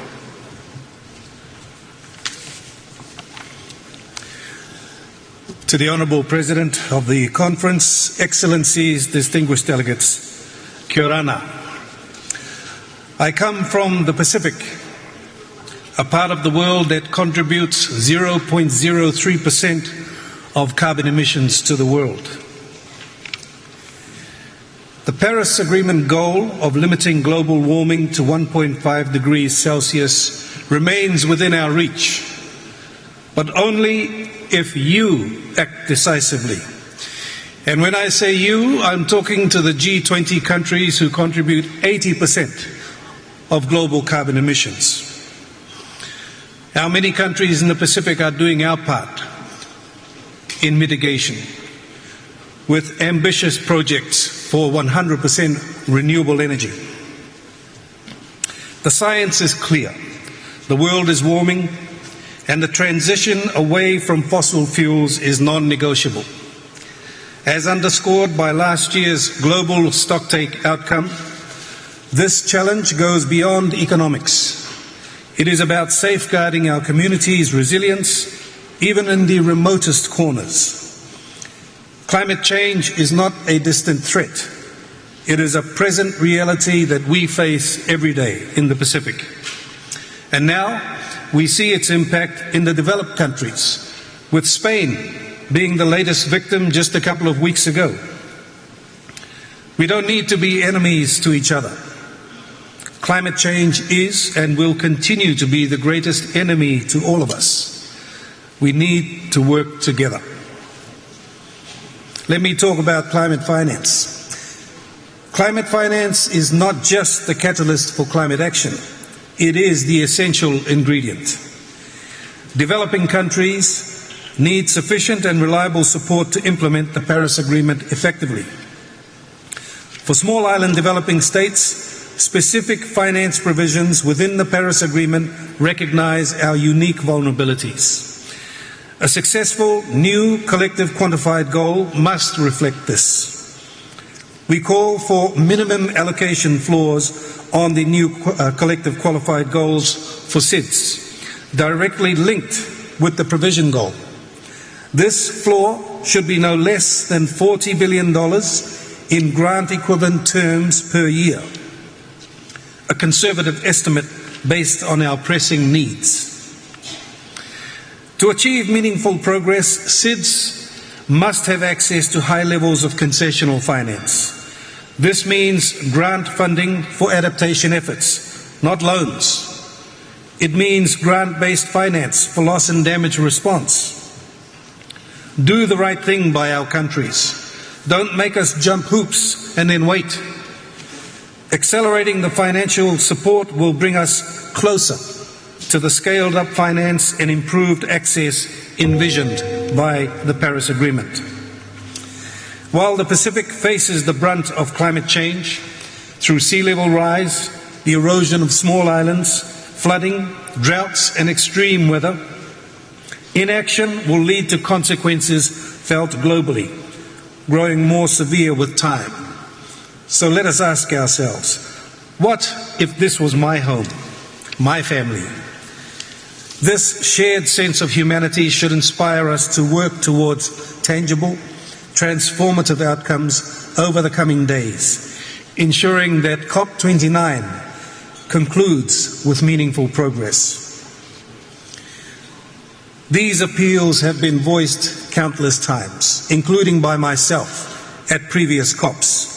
Yet, here we are again, frustrated by inaction, unheard, and facing resistance to the necessary scale-up of climate finance.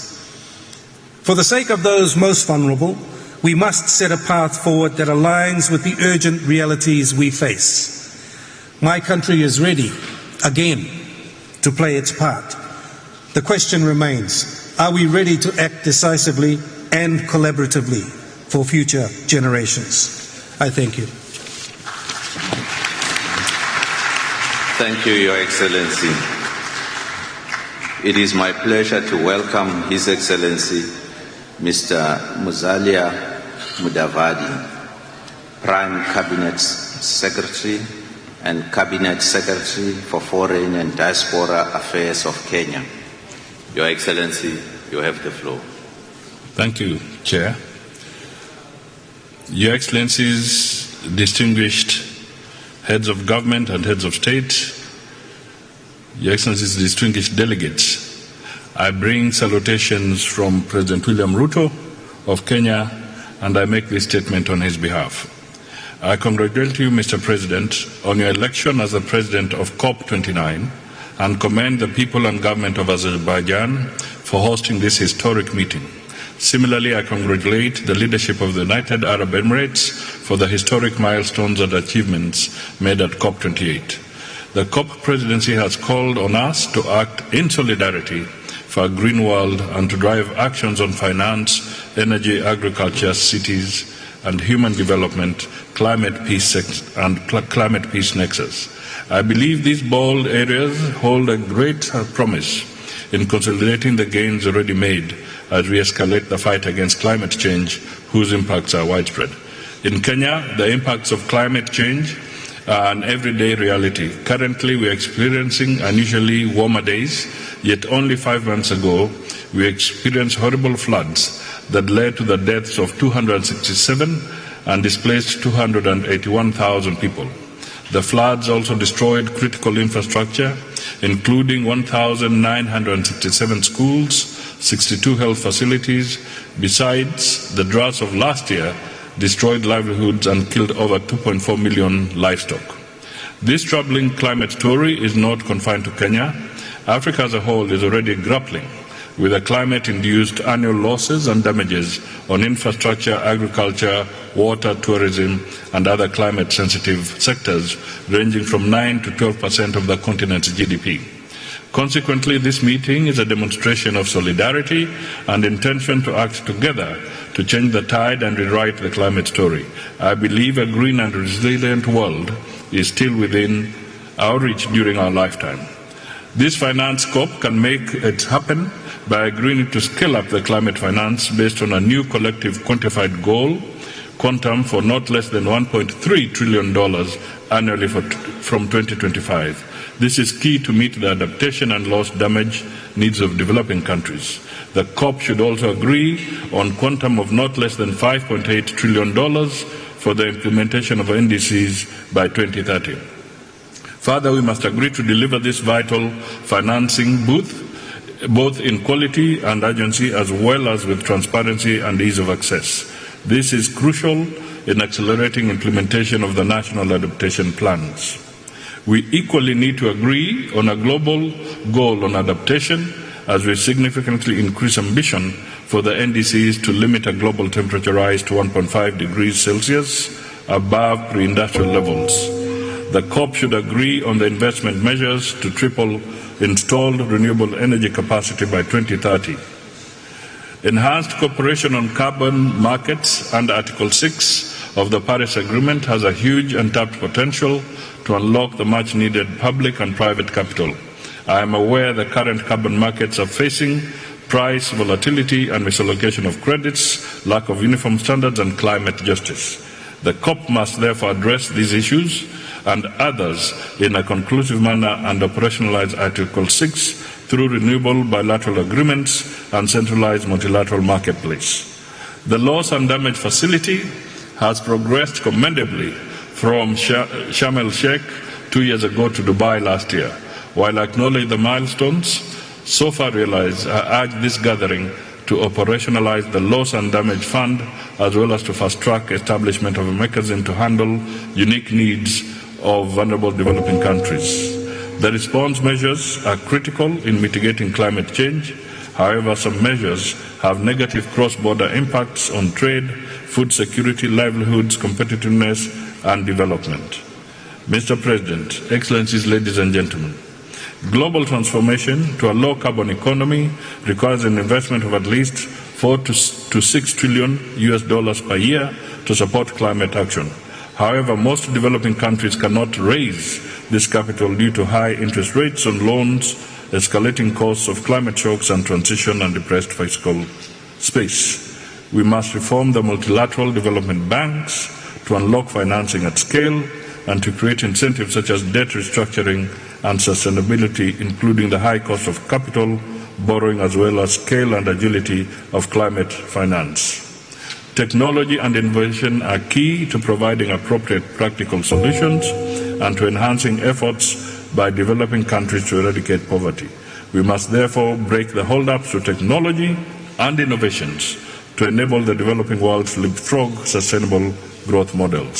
Similarly, we must enhance research and early warning systems to bolster predictive capabilities and avert calamities, as well as transform agricultural and food systems to cut emissions, develop resilience, and create job opportunities, especially for women and youth.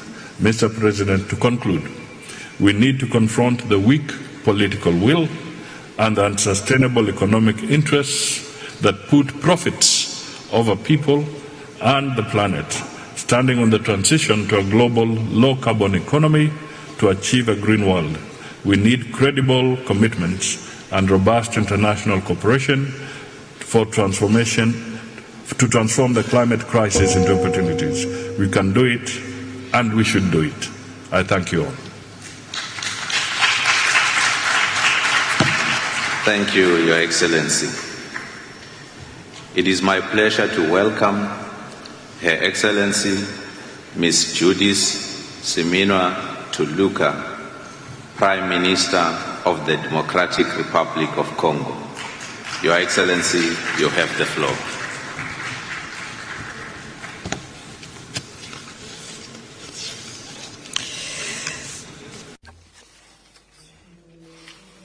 Mr. President of the Republic of Azerbaijan, heads of state and government, Mr. Secretary General of the United Nations Organization, Executive Secretary of the United Nations Framework Convention on Climate Change, and President of Cop29. Ladies and gentlemen, we are gathered here today in Baku at Cop29 at a time when our planet is dealing with an unprecedented climate emergency. We can all observe that climate change is accelerating, challenging our projections and our adaptation capacity. The key lies in collective action, which must be bold and underpinned by the principles of justice, equity, and solidarity. My country, the Democratic Republic of the Congo, the world's largest lung, is known as a solution country with its vast expanses of forests which regulate global climate, its rich biodiversity, its freshwater reserves, its immense wetlands and vast tracts of arable lands, as well as its many critically essential metals for cutting-edge technologies in this area of energy transition. The DRC is at the heart of climate challenges. However, we are extremely vulnerable to the effects of climate change and global warming. We must stand with our other partners to achieve our shared commitment, because these are serious times. Each country must play its part. Furthermore, we must be transparent and act in good faith to address the issue of climate financing, which must respond effectively to needs with more ambition, more commitment, but also, and more importantly, more equity. In response to the climate crisis, our government has prepared a national adaptation plan, which needs to benefit from significant financing to respond to our shared objectives. There is an urgent need to ease the requirements for access and to accelerate the operationalization of the funds earmarked for L&D. I believe it is sufficiently clear that the biodiversity in the east of the DRC is in danger, and yet we are forced to divert a part of our budget to deal with this barbaric war instead of investing in climate resilience. Therefore, I call for a collective awareness of this tragic and unique situation. The Democratic Republic of the Congo is committed, along with the rest of the international community, to identifying together strategic projects to be implemented in a lasting win-win partnership that will benefit our local and global communities. As such, the DRC has set up a carbon market regulating authority, and we intend to use this, implement Article 6 of the Paris Agreement. It would be remiss of me if I didn't express my heartfelt thanks to the Republic of Azerbaijan and its president for the very warm hospitality extended to us. I also wish to reiterate my call for all stakeholders to mobilize around the commitments that we have undertaken, that we undertook at the Paris conference in 2015. As such, I would join other African group countries to call for the NCQG, the new collective quantified goal, to be established at, to be set at $1.3 trillion by 2030, based on concrete results and specific needs of developing countries. I am deeply convinced when we all mobilize and are driven by a shared commitment to preserve our planet, this conference can achieve its objectives. Next year in Belém, we must ensure we can announce encouraging progress and make concrete achievements as part of our environmental commitments. Thank you. Thank you, Your Excellency. We will now suspend the statements for 15 minutes. Kindly keep your seats. We will resume shortly. Thank you.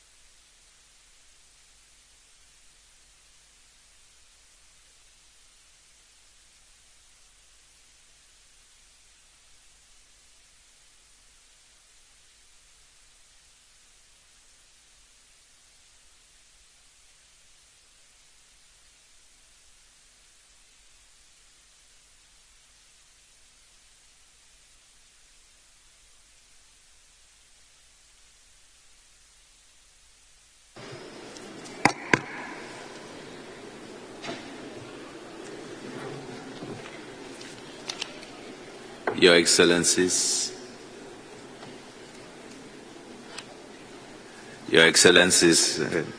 dear colleagues, we will now hear the special messages.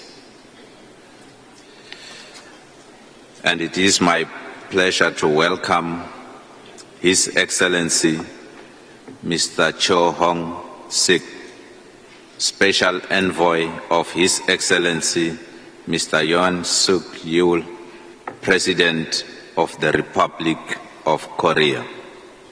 Your Excellency, you have the floor.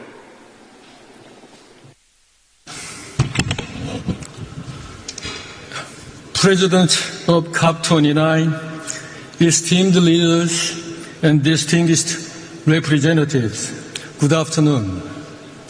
I'm honored to join Cop29 as the special envoy of President Yoon Suk Yeol of the Republic of Korea. At last year's Cop28 in Dubai, we reaffirmed our commitment to achieving carbon neutrality by 2050, aiming to meet the 1.5 degrees Celsius target. We took crucial steps with the UAE consensus, pledging to triple renewable energy capacity and accelerate low-carbon technologies like nuclear power and hydrogen. These are foundational steps toward the world we envision. Here at COP29, we must now establish the mechanisms to translate these commitments into action. A new climate finance goal is essential to reach the 1.5 degree target, and I hope COP29 will adopt a framework that is both ambitious and achievable.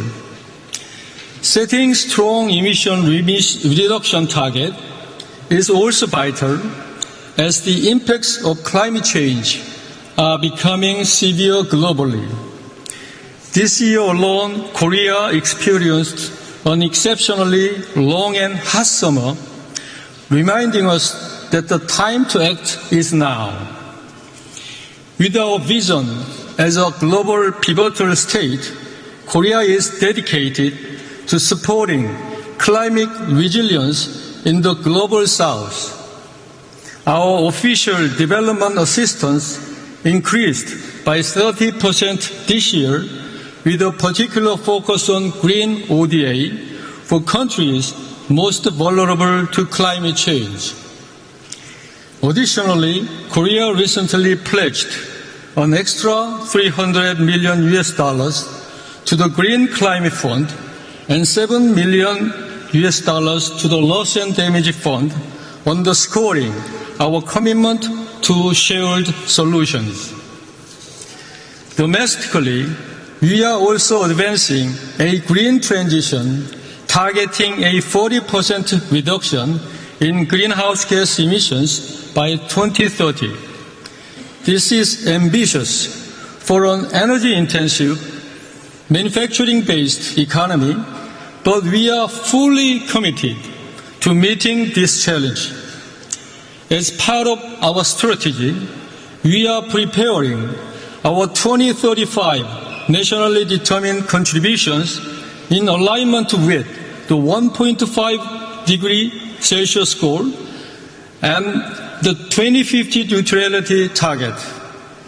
Our carbon-free energy initiative, developed in partnership with Japan, the Czech Republic, and UAE, and the IEA, supports a diverse mix of carbon-free energy sources, establishing standards for global implementation. Climate change is a shared and urgent challenge. We are already seeing the cost of delayed action. If we fail to act decisively now, the climate may reach irreversible tipping point. I hope Cop29 will give us inspiration to take bold steps toward achieving the 1.5 degrees Celsius target for the benefit of present and future generations. I thank you. Thank you, Your Excellency. It is my pleasure to welcome Mr. John Podesta, Senior Advisor to the President of International Climate Policy, speaking on behalf of the President of the United States of America. You have the floor, sir. Thank you. Colleagues, on behalf of President Biden, the United States is here at Cop29 to help produce successful outcomes that keep 1.5 degrees C alive. We face an urgent question. Do we secure sustainable prosperity for our countries, or do we condemn our most vulnerable to unimaginable climate disasters? 2024 will be the hottest year on record. The consequences of a rapidly warming planet are all around us. From the hundreds of people killed by Hurricanes Helene and Milton in the United States, to the millions of children at risk of starvation in southern Africa from the worst drought in decades, to the torrential rain that stranded students in schools and displaced nearly 100,000 people in Colombia. Vulnerable communities do not just need ambition, they need action. That's why President Biden and Vice President Harris have marshaled unprecedented climate resources over the past 4 years. Because of historic private sector investments made possible by the Inflation Reduction Act, the United States economy will continue down the path of decarbonization, reducing emissions for years to come. And we are on track to meet President Biden's ambitious international public finance commitment of $11 billion per year by the end of 2024. To accelerate our progress here at COP29, we need to first conclude key negotiated outcomes. This includes building on last year's global stocktake concluding work on Article 6, and adopting a robust NCQG that addresses climate insecurity while building strong, sustainable economies. It should be multi-layered with an ambitious, realistically achievable support layer involving new contributors, underpinned by a set of qualitative elements that evolve the international financial architecture, enhance access to finance for developing countries, and improve debt sustainability. Second, countries, particularly major economies, need to keep their Dubai commitment and submit 2035 NDCs that are economy-wide, 1.5 aligned, and include all greenhouse gases. Third, we encourage countries to submit their first biennial transparency reports by December 31st. The United States will meet that commitment. And fourth, promote the action agenda in key initiatives outside the Paris Agreement. Colleagues, we have a clear choice between a safer, cleaner, fairer future and a dirtier, more dangerous, and more expensive one. We know what to do. Let's get to work. Let's get it done. Thank you.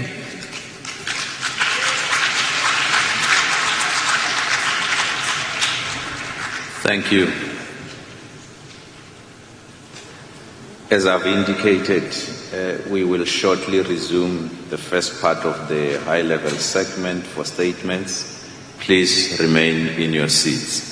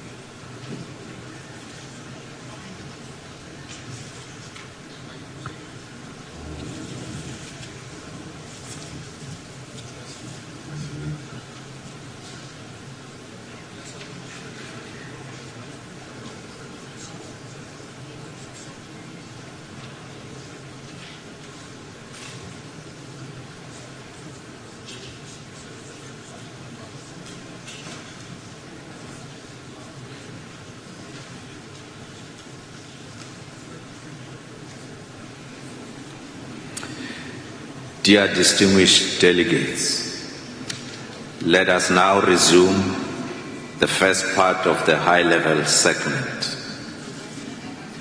It is my pleasure to welcome His Excellency Mr. Mikhail Mushtin, Prime Minister of the Russian Federation. Your Excellency, you have the floor.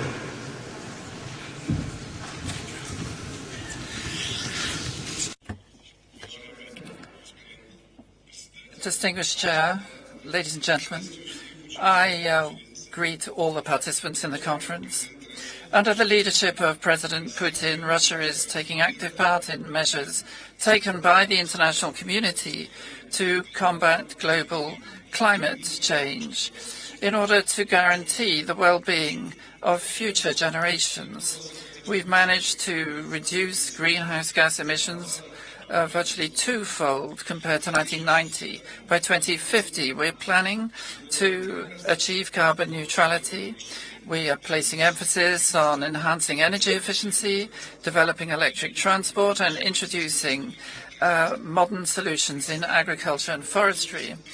In Russia, 85% of the energy balance is already accounted for by clean, low-emission generation, first and foremost gas, nuclear power, and renewable sources. We are enhancing our own technologies and productive capacity to decarbonize various sectors. And, of course, we use our natural resources. Our country possesses a fifth of global forestry resources, and the volume of absorption of carbon dioxide exceeds the equivalent of 1 billion tons. And President Putin has stressed that Russia is calling for the pooling of efforts to combat climate change. And here I'd like to highlight 4 priorities. Firstly, agreeing on a new collective goal for climate financing in the interest of developing states. We need to make support for them real and tailored to the conditions in which they find themselves. Moreover, the resources should be directed towards decarbonization of high-emission sectors as well. Secondly, it's important for the transition to low-emission energy to proceed without it being to the detriment of the development of low-income countries. It's not possible to use the problem of global warming as a pretext for discrimination, unfair competition, and artificial restrictions. There's also a need to introduce practical mechanisms for implementing international agreements. There's a need for a single system for assessing the quality of climate projects. And, of course, we need to establish cooperation amongst the scientific communities. National research can replenish and clarify data on climate change on a global scale in order to ensure effective decisions for decarbonization and adaptation. Distinguished colleagues, Russia remains committed to low-carbon development. We are improving our legislation. We are extending voluntary assistance to vulnerable countries in the area of climate, and we are ready to continue such work in close dialogue with all interested states. Thank you for your attention. Thank you, Your Excellency. This brings us to the end of our national statements for today. Distinguished heads of states and government, delegates, honored guests, the opening of the second part of the high-level segment will be held on Tuesday, 19 November, in this plenary at 10 o'clock in the morning. With this, I declare this joint meeting of the COP, CMP, and the CME adjourned.